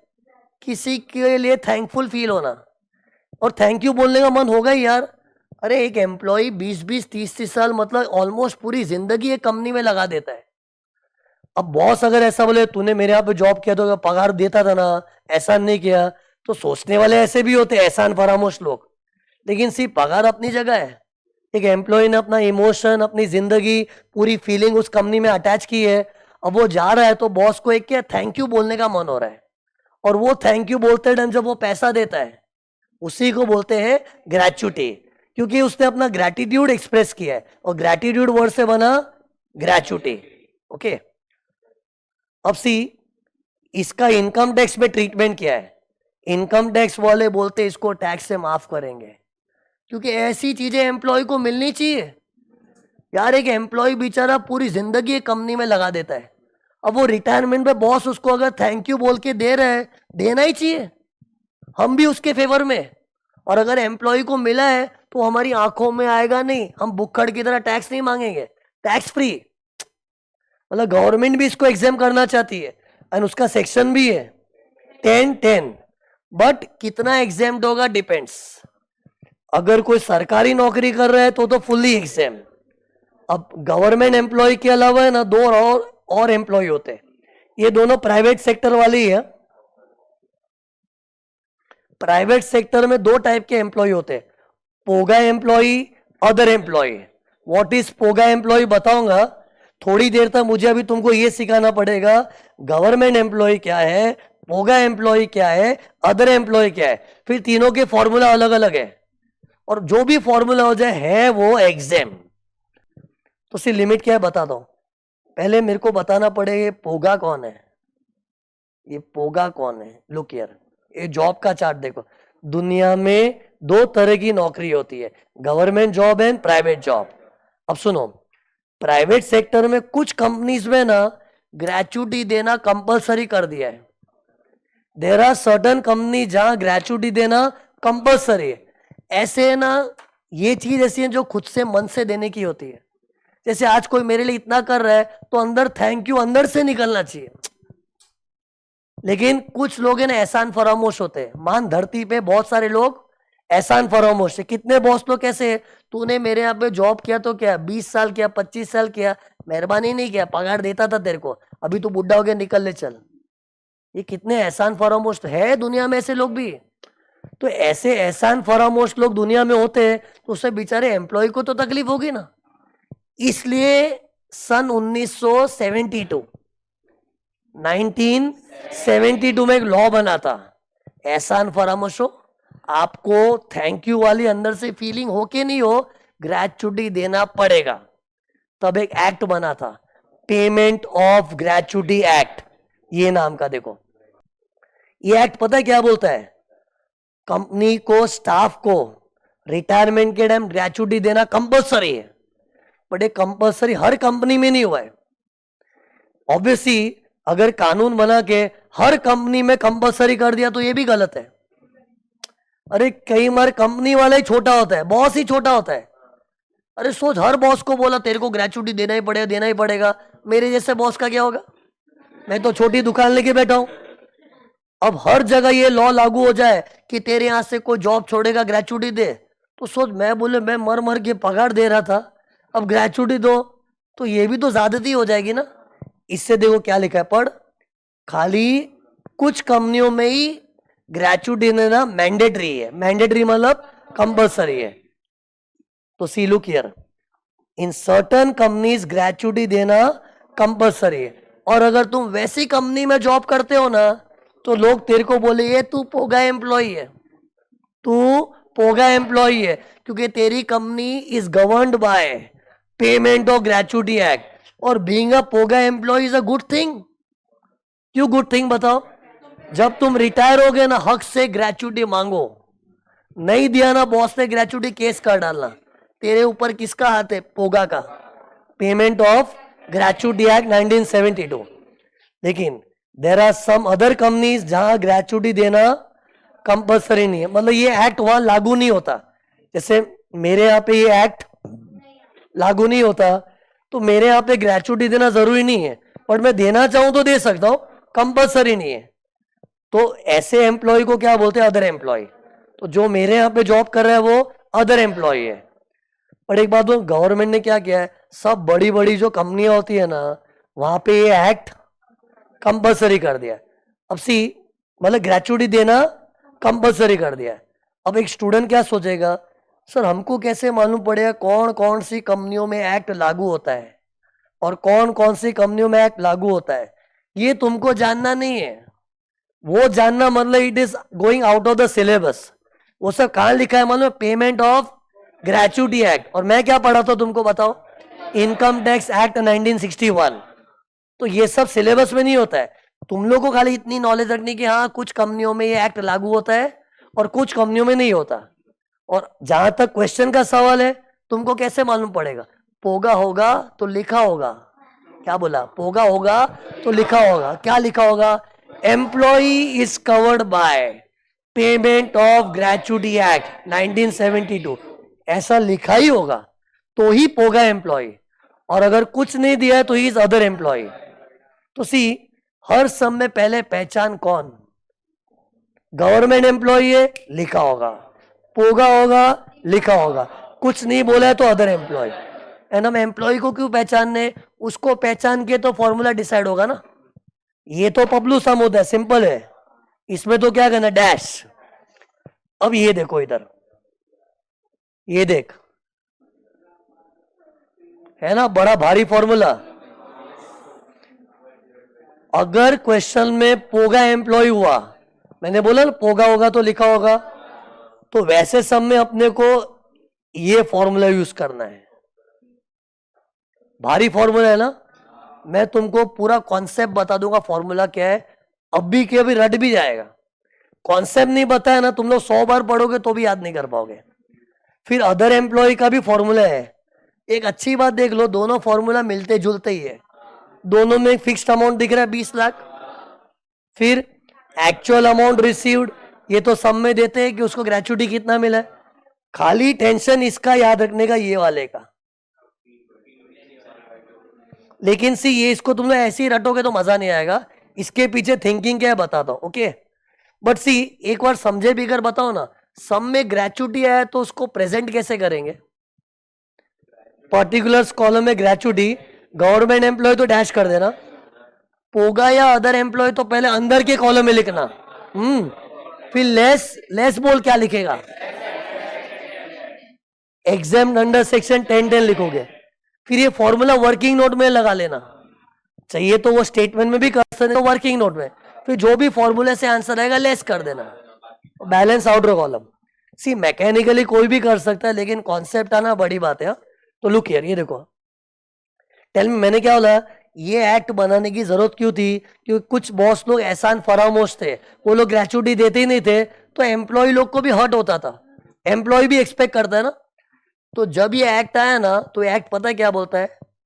कुछ कंपनियों को अपने एम्प्लॉय को ग्रेचुटी देना ही पड़ेगा, और कितना देना पड़ेगा उसके लिए भी कानून है। एक तो देना पड़ेगा, और कितना देना पड़ेगा उसका भी लॉ है। और पता है ये एक्ट क्या बोलता है? अगर किसी एम्प्लॉय ने 1 साल नौकरी किया ना, तो मिनिमम 15 दिन जितनी पगार उसको दो for his 1 year of service. कोई 1 साल जॉब नहीं करता, नौकरी रिटायर होने वाले ने कुछ 10-12 साल किया होगा, 20 साल, कोई को 30 साल भी जॉब करते, लेकिन for every year of your service तेरा हक है 15 दिन की पगार मिलनी चाहिए। और हक से मांगो। कौन बोलता है? पोगा। एम्प्लॉय को बोलता हक से मांगो, नहीं मिला केस कर, तेरे को दिलवाएंगे पैसा। 15 डेज सैलरी का फिक्स्ड रूल है, ये देखो लिखा है इधर, पढ़ो। As per payment of gratuity act for 1 year of service, how much gratuity you should get? Minimum. और ये एक्ट बॉस को अगर तेरे को ज्यादा देना है तो दे, कम से कम इतना देना पड़े, नहीं तो तेरी खैर नहीं। किसको बोला? बॉस को बोला है। ओके, तो टेल मी, ये ट्राई करो ना एग्जांपल। मतलब मुझे क्या चाहिए बताओ कि ये बंदे को कितनी ग्रेचुटी मिलनी ही चाहिए मिनिमम। एक्स है, मैं क्या अज्यूम कर रहा हूं, ये जो मिस्टर एक्स है ना, ये ऐसी कंपनी में जॉब कर रहा है जहां ये एक्ट लागू होता है। ओके, अब वो है ना 20 साल की सर्विस के बाद रिटायर हो रहा है। अब वो बॉस के सामने आके खड़ा हो गया, बोल बॉस से कितना मांगेगा? हक से मांगेगा वो। खैर लड़ने का जरूरत नहीं होता है, कंपनी वाले समझ के दे देते हैं। लेकिन अगर एम्प्लॉय को अपना हक जताना, कितना मिलना चाहिए उसको? अमाउंट चाहिए मेरे को, अमाउंट। सी, मिनिमम 15 दिन की सैलरी ना, बट 15 दिन की salary is for 1 year. Boss उसको बोले 15 दिन का पगार, ये ले 15 दिन का पगार। एम्प्लॉय क्या बोले? Behave yourself boss, that is my हक फॉर 1 ईयर की नौकरी, and I have given you my 20 years. तो उसका 20 गुना मिलेगा ना यार। तो पहले 15 दिन की पगार तो निकालो। लेकिन सिर्फ पगार लोग तो क्या महीने के होते हैं ना, पगार का नेचर क्या पर मंथ होता है। तो अगर 1 महीने का 26,000 है, तो 15 दिन का क्या होगा? तो यूजुअली स्टूडेंट क्या करे? 13,000। यही गलत है। रुक जाओ अभी, सब लोग रुक जाओ। इधर पता है क्या? लुक, 26,000 पर मंथ है, और 1 महीना 26 दिन का होता है। 1 महीने में 26 वर्किंग डेज होते हैं, वर्किंग डेज। सी, ऐसे तो महीना कभी 30 दिन का, कभी 31 डेज का, ऑन एन एवरेज 30 दिन का। और हर महीने में 4 संडे आते, और संडे हर एम्प्लॉय छुट्टी मनाता है, तो उसका वर्किंग डेज कितना है? 26। तो देखने जाए तो उसकी ये जो 26,000 की पगार है, वो तो 26 दिनों की है। 26 दिन इस 1 महीने के बराबर ना। तो हिसाब लगा, 26,000 जो बोलते हैं पर मंथ, इस 26 दिन का। लेकिन मुझे 15 दिन की चाहिए, क्रॉस मल्टीप्लाई। मुझे 15 दिन की क्यों चाहिए, समझा ना? ऐसा कानून में लिखा है कि 15 दिन की पगार उसको मिनिमम देनी पड़ेगी 1 ईयर की सर्विस का। तो कितना आया? क्रॉस मल्टीप्लाई करके आया 15,000, ये समझा? ओके ना, 15,000। अब सुनो, बॉस उसको बोलेगा ये ले 15,000, ले 15,000, 15 दिन का पगार। अरे तो इधर एम्प्लॉय क्या रियलाइज कराएगा उसको? 1 ईयर का है भाई, मैंने 20 साल नौकरी किया है, तो मुझे इसका 20 गुना चाहिए, तो करो। तो लुक यार, पहले 15 दिन की सैलरी तुम लोग कैसे निकाले थे? तुम लोगों ने ऐसे ही किया था, क्रॉस मल्टीप्लाई करने में 15 इंटू 26,000 डिवाइड बाय 26, ये क्रॉस मल्टीप्लाई से हुआ था, सच्ची बोल। और इसको इंटू 20 करना पड़ेगा, तो इंटू 20 3 लाख। मतलब एम्प्लॉय को कम से कम 3 लाख देना पड़ेगा। और अगर बॉस बोले नहीं दूंगा, जा क्या करेगा? तो एम्प्लॉय केस करूंगा, जा जेल में जा तू। अरे मतलब केस हो सकता, लॉ है तो मतलब you can fight a case. तो मिनिमम बॉस को देना पड़ेगा। लेकिन कोई कोई बॉस दिलदार होते, बॉस बोलते हैं तू क्या 3 लाख का हक जता रहा है, ये ले 5 लाख ऐश कर। ज्यादा दे सकता है, मिनिमम मतलब कम से कम इतना दो। अगर बॉस ज्यादा देवे तो अच्छी बात है। अब देखना तुमको जादू बताऊं, ये देख, गौर से देखिए, फॉर्मूले में क्या दिख रहा है, 15/26 दिख रहा है। मैं जो दिखाऊं देखना, ये इधर भी 15/26 दिख रहा है। ये देख, ये क्या था, सैलरी पर मंथ दिख रहा है फॉर्मूले में। ये क्या है, मेरे एग्जाम्पल में सैलरी था। फिर ये क्या है, number of years of service. तो ये क्या है, number of years of service. अरे तो मतलब अभी इससे क्या समझा, ओ ये फॉर्मूला से पता चलता है कि बंदे को कम से कम कितना मिलना चाहिए। और इनकम टैक्स वाले क्या बोलते हैं, 3 लाख तो तुझे पोगा के हिसाब से मिलना ही चाहिए, और अगर उतना तुझे मिल रहा है तो हम भी माफ करेंगे कि उतना तो तेरा हक है एज पर पोगा। लेकिन बॉस अगर बोले मैं उसको 5 लाख दूंगा, अरे बॉस दिलदार है यार। तो इनकम टैक्स वाले क्या बोले, 5 लाख दिया मतलब एम्प्लॉय तेरे को ज्यादा मजा आ गया ना, तेरा हक तो खाली 3 लाख का था, तो 3 लाख तक तो हम भी माफ कर देते कि उतना पोगा में तेरा हक है। लेकिन तेरे को 5 लाख मिला तो एक्स्ट्रा कितना है, तो वो टैक्सेबल हो जाएगा। पता है कैसे वर्क करिए, लुक हियर, इनर कॉलम में 5 लाख, और अज्यूम करो 5 लाख मिला है इनर कॉलम में। फिर फॉर्मूला में डालोगे ना, पहली अमाउंट 3 लाख है, दूसरी अमाउंट 5 लाख है, और एक 20 लाख, छोटा कौन सा, 3 लाख माइनस हो जाएगा। अब डाउट क्या आएगा, 20 लाख क्या है, मतलब सी लुक हियर, हमने अभी ये वर्किंग की, तो 3 लाख के लिए इनकम टैक्स वाले क्या बोलते हैं, अरे 3 लाख तो तेरा हक है भाई, तेरे को हक जितना मिला तो उतना टैक्स से माफ भी कर देंगे। लेकिन मान लो इधर है ना, सब अमाउंट्स को इनटू 10 टाइम्स कर दो।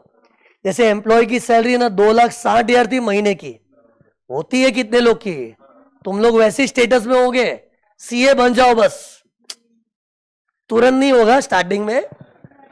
तो अज्यूम करो महीने का सैलरी उसका 2,60,000 होता, अरे 10 टाइम्स कर दिया मैंने, तो उसका हक कितना होता, अरे 3 लाख विल बिकम 30 लाख, मतलब फिर तो उसको 30 लाख हक से मिलना चाहिए।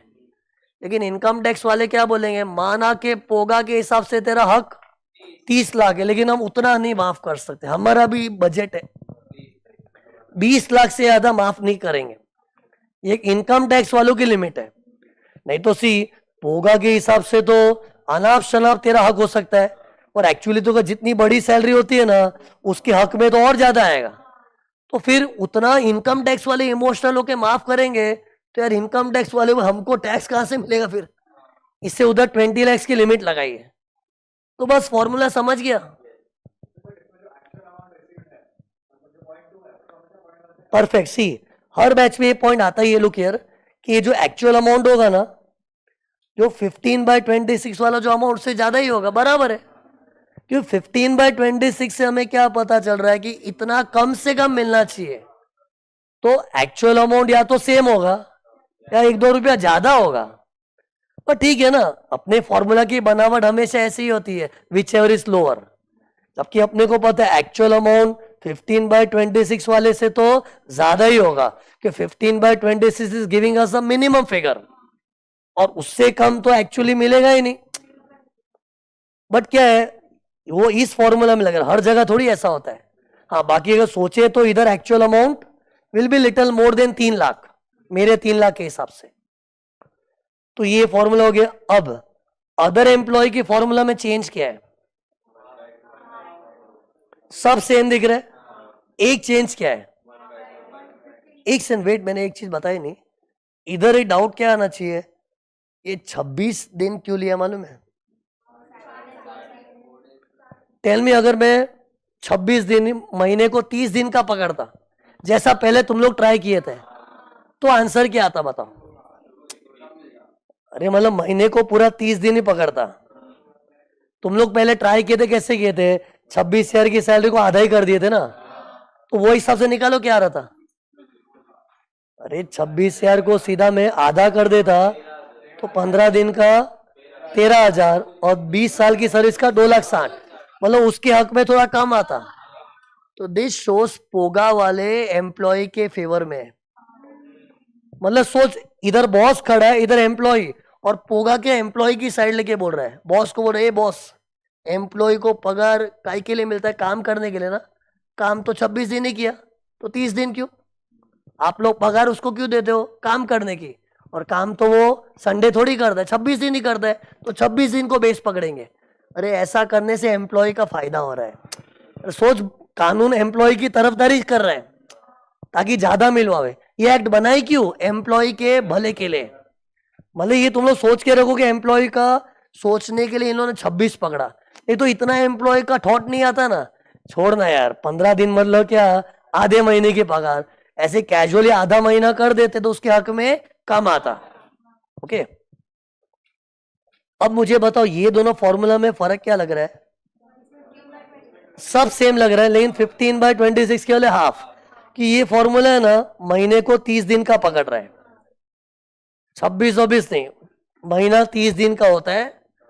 आज किसी को एक महीना कितने दिन का, अंदाजन 30 दिन, तो 15/30 कर। लेकिन 15/30 कितना फनी लगता है। मैथ्स वाले बोलेंगे कट होता है ना, तो कट कर दो, तो कट करके कितना हो गया? हाफ। अरे 15/30 इज लाइक हाफ ओनली, तो हाफ आ गया।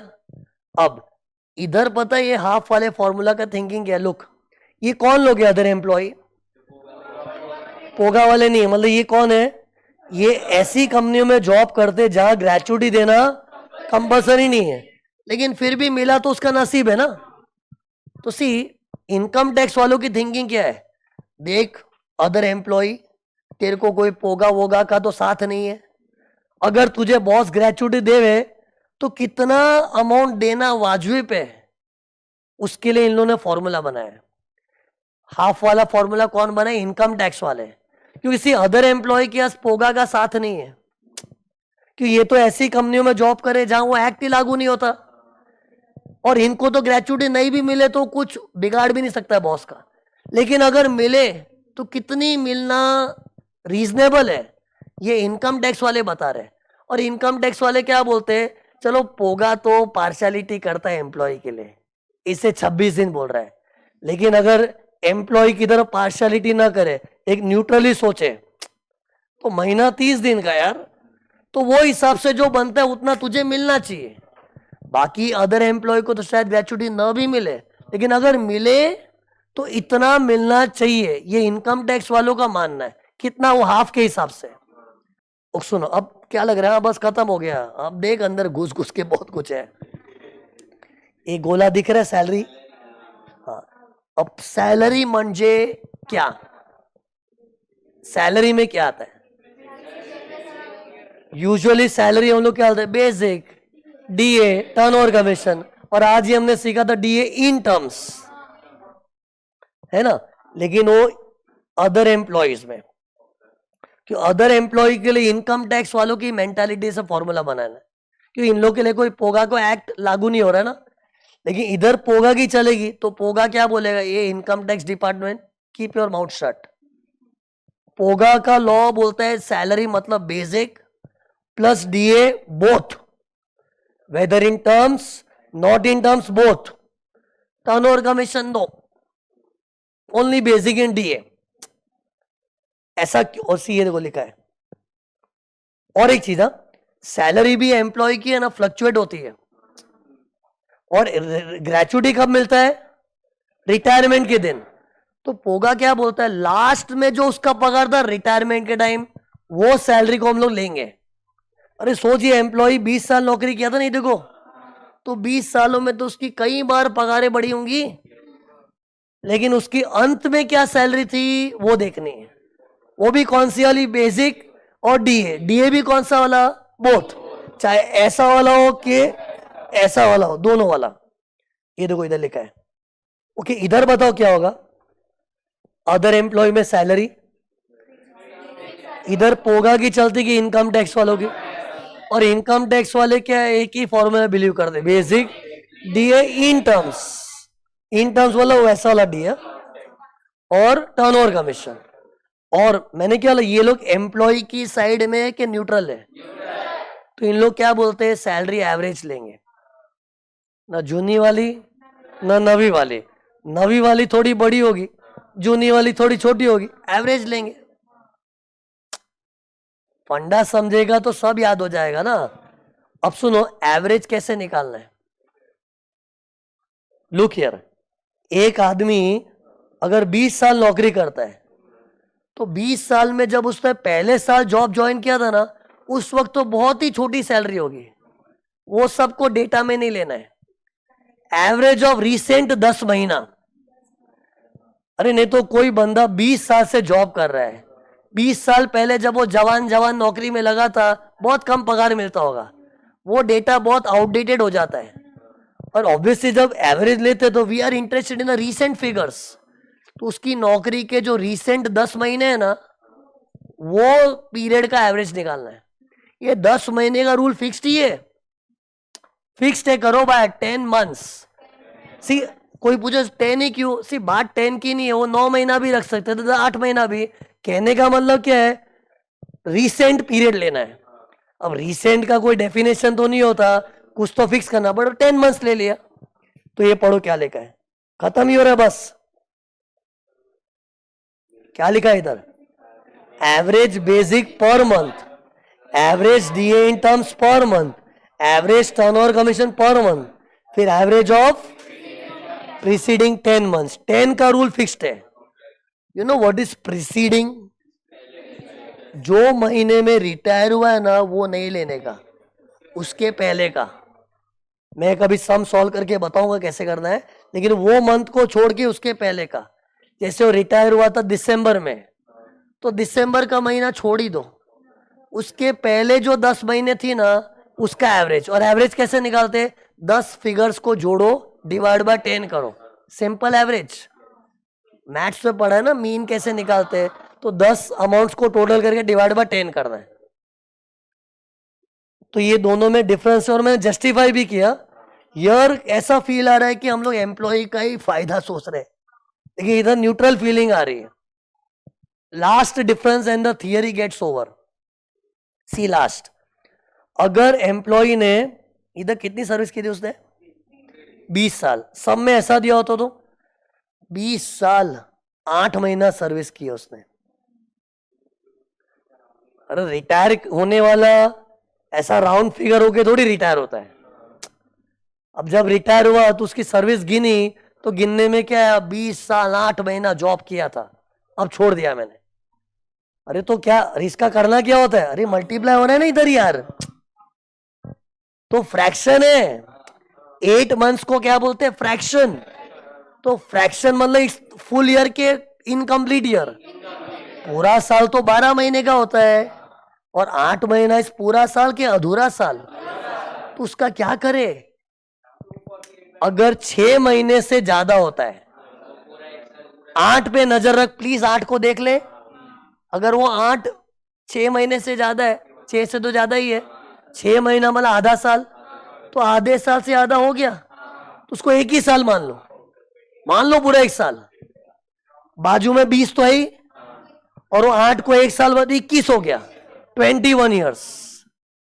लेकिन fraction should be greater than 6 months, exact 6 में नहीं, it should be more.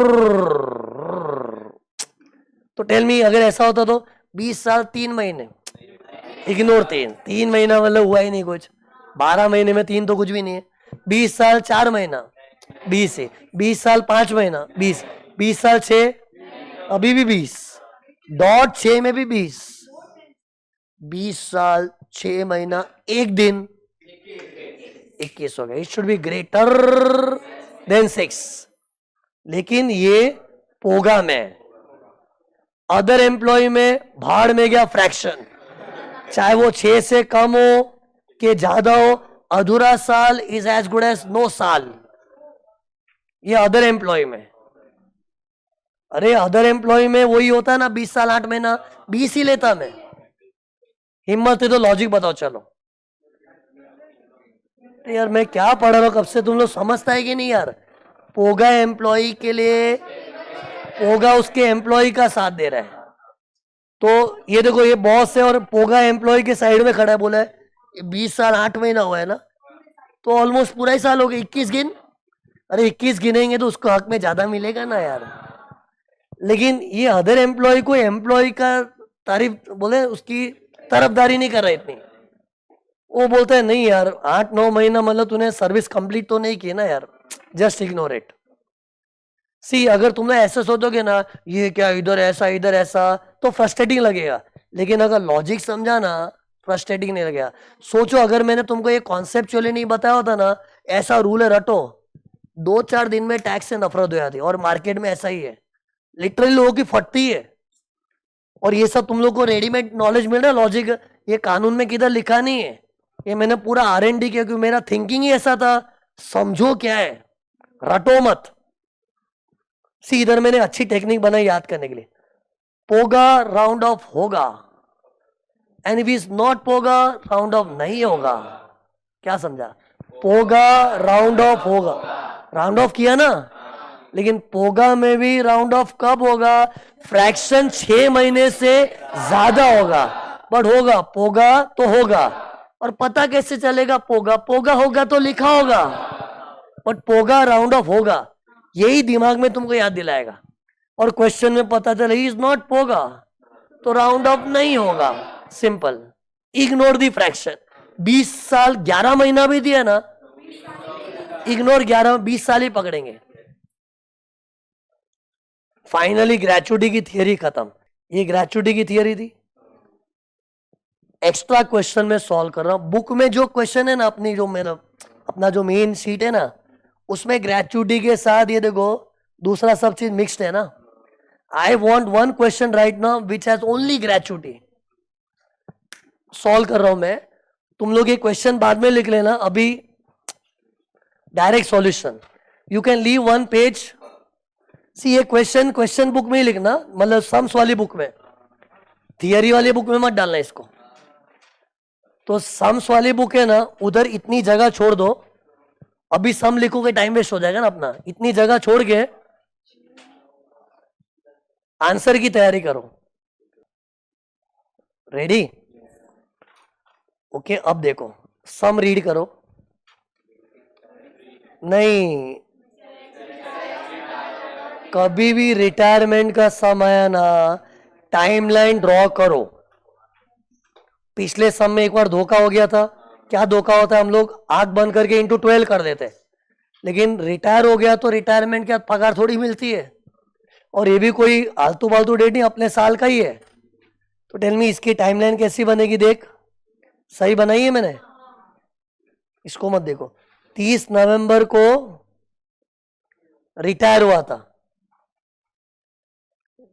Last सम में भी कोइंसिडेंटली यही था। जो भी है, ऐसा रट मत लो, रिटायरमेंट की कुछ भी डेट आ सकती है। अपने सम में 30 नवंबर आ गया वापस। तो ये है ना, ये टाइमलाइन ड्रॉ करो। एक से रुक जाओ ना, पहले रुक जाओ, अभी मत ड्रॉ करना, थोड़ा पूरा दिखाने के बाद करना। तो in short, do agree retire हुआ है? तो नवंबर तक कितने महीने हो? अप्रैल मई जून जुलाई अगस्त सितंबर अक्टूबर 8 महीना। और उसमें भी देखो पगार उसकी फ्लक्चुएट हुई है।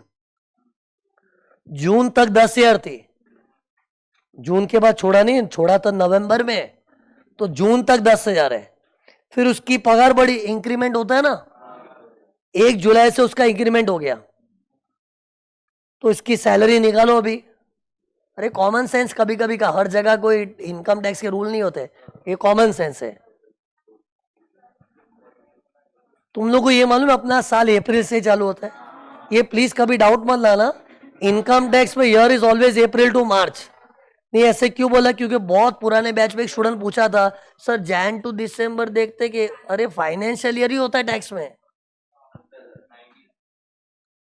ये देखो, ये देख, तू खाली चेक करके बता मैंने सही किया कि नहीं। ये 30 जून क्यों लिखा? पगार बढ़ी थी। ये देखो क्वेश्चन देखते हैं ना तो समझता है। देखो 30 जून के बाद पगार बदली है, तो ये 30 जून लिख दिया इधर ड्राइंग में। पहले उसका 10,000 था, फिर 12,000 हो गया। अब सिंपल गिनो महीने, गिन। जून था कितना? अप्रैल मई जून, तो ये 10,000 को इंटू 3 महीना और ये 12,000 को इंटू बाकी 5 महीने बचा, टोटल 8 तो गिना ही था ना, आ गया ना। तो एक काम करो, अब है ना तुम लोग ये ड्रॉ कर लो, फिर लुक हियर, लुक ये चेक करो सही किया मैंने। बेसिक सैलरी को देख लो खाली, इतना तुम लोग भी कर लो।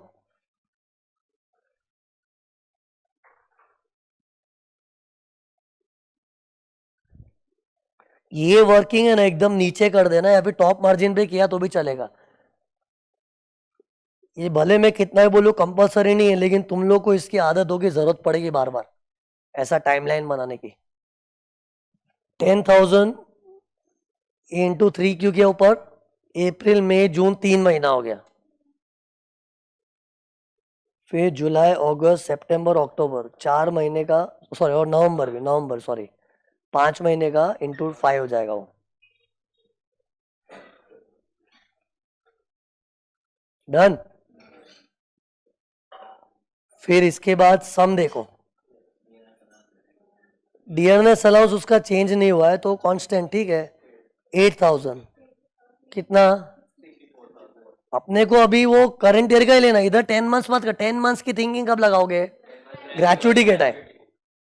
अभी तो अपना अप्रैल से स्टेटमेंट बनता है और नवंबर में रिटायर हुआ है, तो 8 महीना, तो 8 महीना कितना डीए कमाया,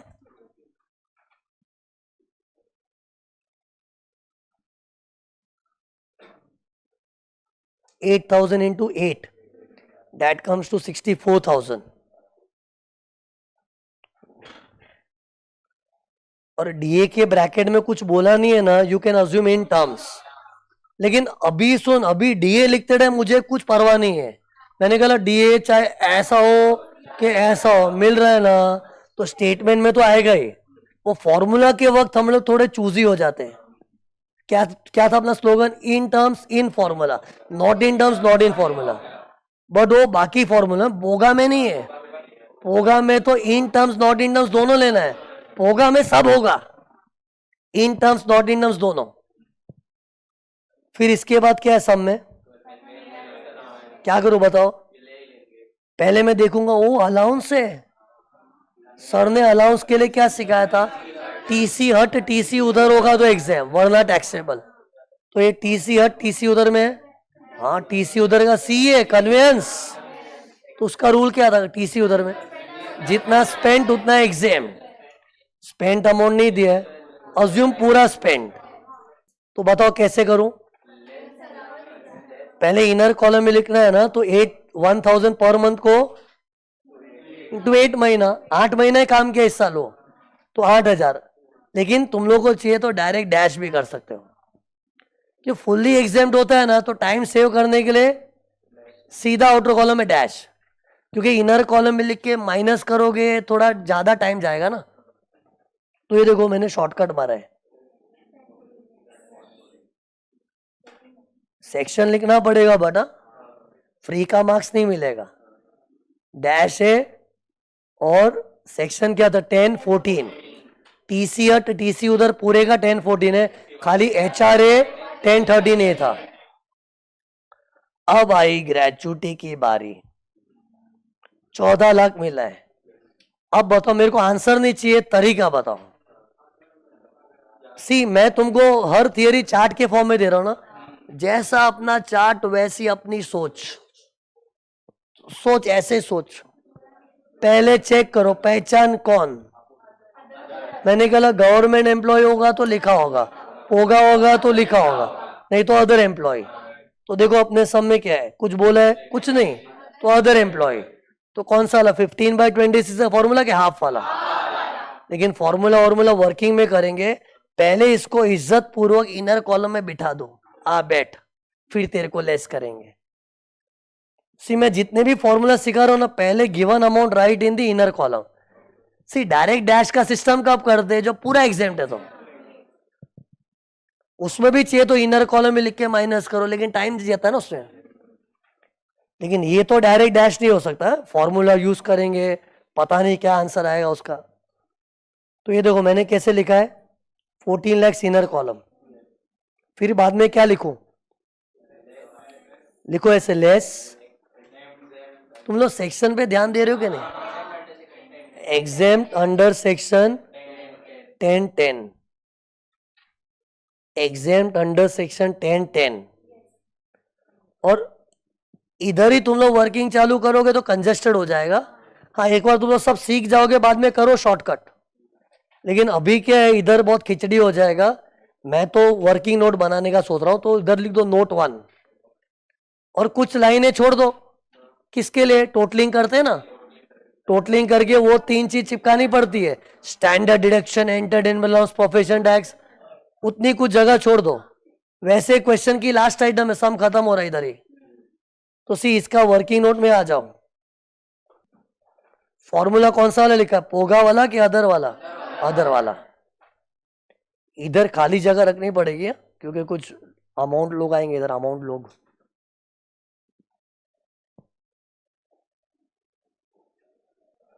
ओके डालो, अभी क्या डालेंगे? हाफ तो ठीक है, सैलरी पोगा में था लेटेस्ट, अदर में था एवरेज। सी तुम लोग विजुअल मेमोरी यूज किया करो, ये तो विजुअल मेमोरी, ये सीन याद करो। इधर बीच में सर ने लेटेस्ट लिखा था, लेकिन ये तो राइट साइड वाला आदमी है, एवरेज। तो ये दिख रहा है अपने को, ये वर्किंग करनी पड़ेगी। तो लुक हियर, देखो देखो मैंने क्या किया, देखो कुछ मत करना प्लीज, इधर देखना। एवरेज सैलरी का एक अलग वर्किंग बना है, एंड देख इस वर्किंग का जो निचोड़ निकलेगा ना वो जाएगा इधर, हाफ को मल्टीप्लाई करने में काम आएगा। सी शब्द देखिए सैलरी, लेकिन उसकी गहराई में जाओ तो average basic, average DA, average turnover commission, वो भी 10 महीने का। तो भाई ऐसा करना ही पड़ेगा। तुम लोग एक बार मेरे को कर लेने दो ना, समझ लो, नहीं तो क्या है मिक्स हो जाएगा। एक बार रुक जाओ ना। मैंने देखो basic DA in terms turnover commission बनाया 3 कॉलम, वो मैं चेक भी करा, तो ये कहां लिखा था, देखो ये रहा, basic DA in terms turnover commission. और मैंने क्या एवरेज ऑफ प्रीसीडिंग 10 मंथ्स। अभी 10 मंथ्स का नॉलेज यूज करना है। और प्रीसीडिंग 10 मंथ्स मतलब कभी रिटायर हुआ था वो छोड़ दो। देखो रिटायर हुआ था वो नवंबर में, अब नवंबर की चाहे 1 तारीख को रिटायर हुआ हो कि 30 तारीख, नवंबर स्पेलिंग वाला शब्द छोड़ दे। तो नवंबर छोड़ा तो उसके पहले क्या आता है? तो सी मैंने एरो क्यों बनाया मालूम है? उल्टी गिनती कर, इजी होता है। क्या करना चाहिए ना एग्जाम में, देखो 11वीं लाइन पे पहुंच जाओ। क्यों बताओ? अरे मुझे 10 महीना चाहिए ना, तो ये देखो 1 2 3 4 5 6 7 8 9 10 ये चाहिए मेरे को। और 11वीं लाइन पे मैं नवंबर लिख दूंगा और उसको बोलूंगा हट, प्रीसीडिंग 10 मंथ्स है ना, तो पहले 11वीं लाइन में जाके नवंबर लिख दो। तो ये देखो मैंने लिख दिया नवंबर, तभी रिटायर हुआ है। अब उल्टा गिनती करो, नवंबर के पहले क्या है? अक्टूबर। अभी अपने एग्जैक्ट 10 लाइन है, तो अक्टूबर, सितंबर, जल्दी बोल, अगस्त, जुलाई, जून, 10। तो what does this arrow mean? You should go reverse. Techniques बता रहा, बाकी तुम लोग खुद होशियार हो, अपने खुद के जुगाड़ निकाल लोगे, लेकिन मैं अपनी स्टाइल बता रहा हूं। तो ये देखो 10 गिन लो, 10 हुए कि नहीं? 1 2 3 4 5 6 7 8 9 10, बस 10 ही लेना है, फिक्स रूल है। हाँ? फिर अब सब्स्टिट्यूट कर दो, अब तो हो गया। बेसिक कितनी उसकी? अरे किधर गया? ये देख जून तक कितना था, तो बस जून तक 10 यार लिखते जाओ। जून तक है यार, जून तक, जून तक, जून तक किधर गया? इधर जून तक, जून तक, जून तक, जून तक, जून तक, बस सही है। अरे जून क्वेश्चन है बोला इसलिए। फिर बाद में उसकी पावर कितनी होगी? 12,000, तो उसके बाद 12,000 हो गया। ये देख 12,000। अब एवरेज निकालना तो आता ही है ना सबको, सबको जोड़ ले, डिवाइड बाय 10 कर दे, क्या आ गया? इसको क्या बोलते? Average basic. बेसिक हुआ है भाई, अभी डीए, टर्नओवर कमीशन सब बाकी है। अब यही कार्यक्रम डीए के साथ करेंगे। डीए खुद एक अलग आंकड़ा होता है। डीए किधर है? ये रहा। अब ये अदल बदल रहा है कि सेम है? हाँ, तो चेप दो सेम पूरा, डाल दो। ये देखो 8 है यार, लगातार वही। अब सेम है तो एवरेज भी वही आएगा, 10 बार ऐड करोगे डिवाइड बाय 10 वही आएगा। कर लेते, चलो बनाया तो। फिर टर्नओवर कमीशन क्वेश्चन में है नहीं, जीरो, वो तो था ही नहीं ना सब में। तो ये देख, average basic, average D in terms, average turnover commission, ये चीज मैंने तुमको वो चार्ट में दिखाई थी मालूम है। टोटल मार, तो ये 18,800 कहाँ डालू, ये देखो इधर। अब देख देख देख देख क्या हो रहा है ना। अब into number of years of service, ये दिया है क्या, देना ही पड़ता है, सम अधूरा होता है नहीं तो। 25 साल 8 महीना, 8 महीने को क्या बोलते हैं, फ्रैक्शन। मुंह से बोल फ्रैक्शन, तो क्या करूं फ्रैक्शन का, पोगा राउंड ऑफ होगा, बट इज नॉट पोगा, तो राउंड ऑफ नहीं होगा तो नहीं होगा, जाने दे, तो 25 ही लेंगे।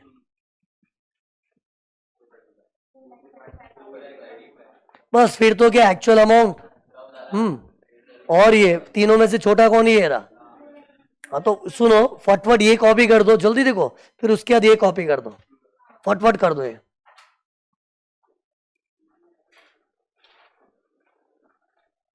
पहले ये देख लो,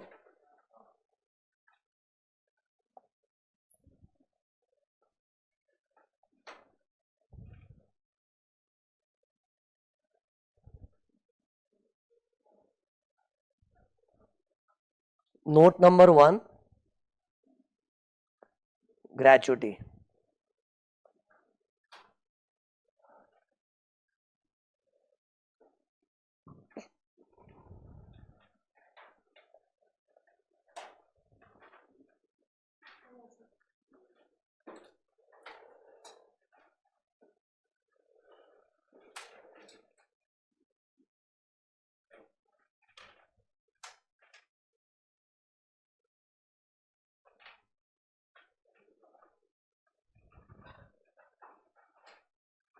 फिर बाद में ये कॉपी करना है। सी तुम लोग को एकदम शॉर्टकट मेथड से आता है ना, इसको शॉर्ट में भी कर सकते हो, लेकिन मुझे तो पहली बार अच्छी तरह सिखाना पड़ेगा ना। इसको तुम लोग और शॉर्टकट करके टाइम बचे वैसा करना है तो कर सकते हो, हाँ डायरेक्ट कर सकते हैं ऐसे।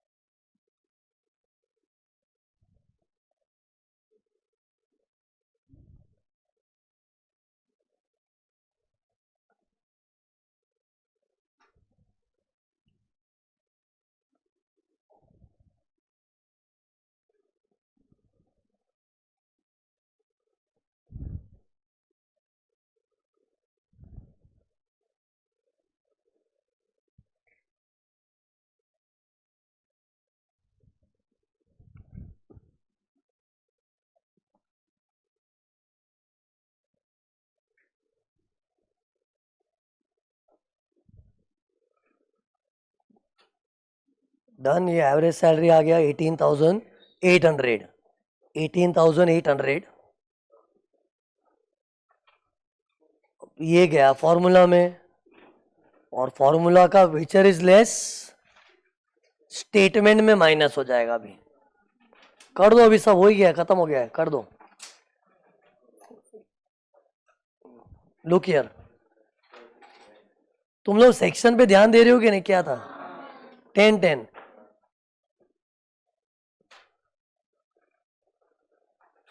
इधर ब्रैकेट में नोट 1 लिखना था, मैंने लिखा नहीं, ठीक है वो नोट 1।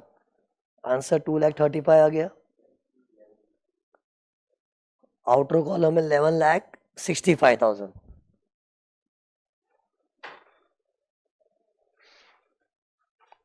डिडक्शन में एक स्टैंडर्ड डिडक्शन है, वो तो रहता ही है हर सब में। एंटरटेनमेंट अलाउंस, प्रोफेशन टैक्स खाली शो के लिए लिख देना चाहिए डैश। एग्जाम में टाइम नहीं मिले तो मत लिखो। एग्जाम में टाइमली पेपर कंप्लीशन बहुत इंपॉर्टेंट है, हमेशा याद रखना, completion is better than perfection. अभी करो परफेक्शन, क्यों, अभी कंप्लीशन का टेंशन नहीं है, लेकिन एग्जाम में completion is better than perfection. ये देखो लाइनें वाइनें खींची ना, ये लाइनें वाइनें खींचने का भी टाइम नहीं ले गया, कंप्लीट कर सम पूरा कैसे भी करके, लेकिन वो एग्जाम के लिए रास्ता रखा है, अभी मत करना क्लास में गंदी करी से। डन, तो खत्म हो गया है।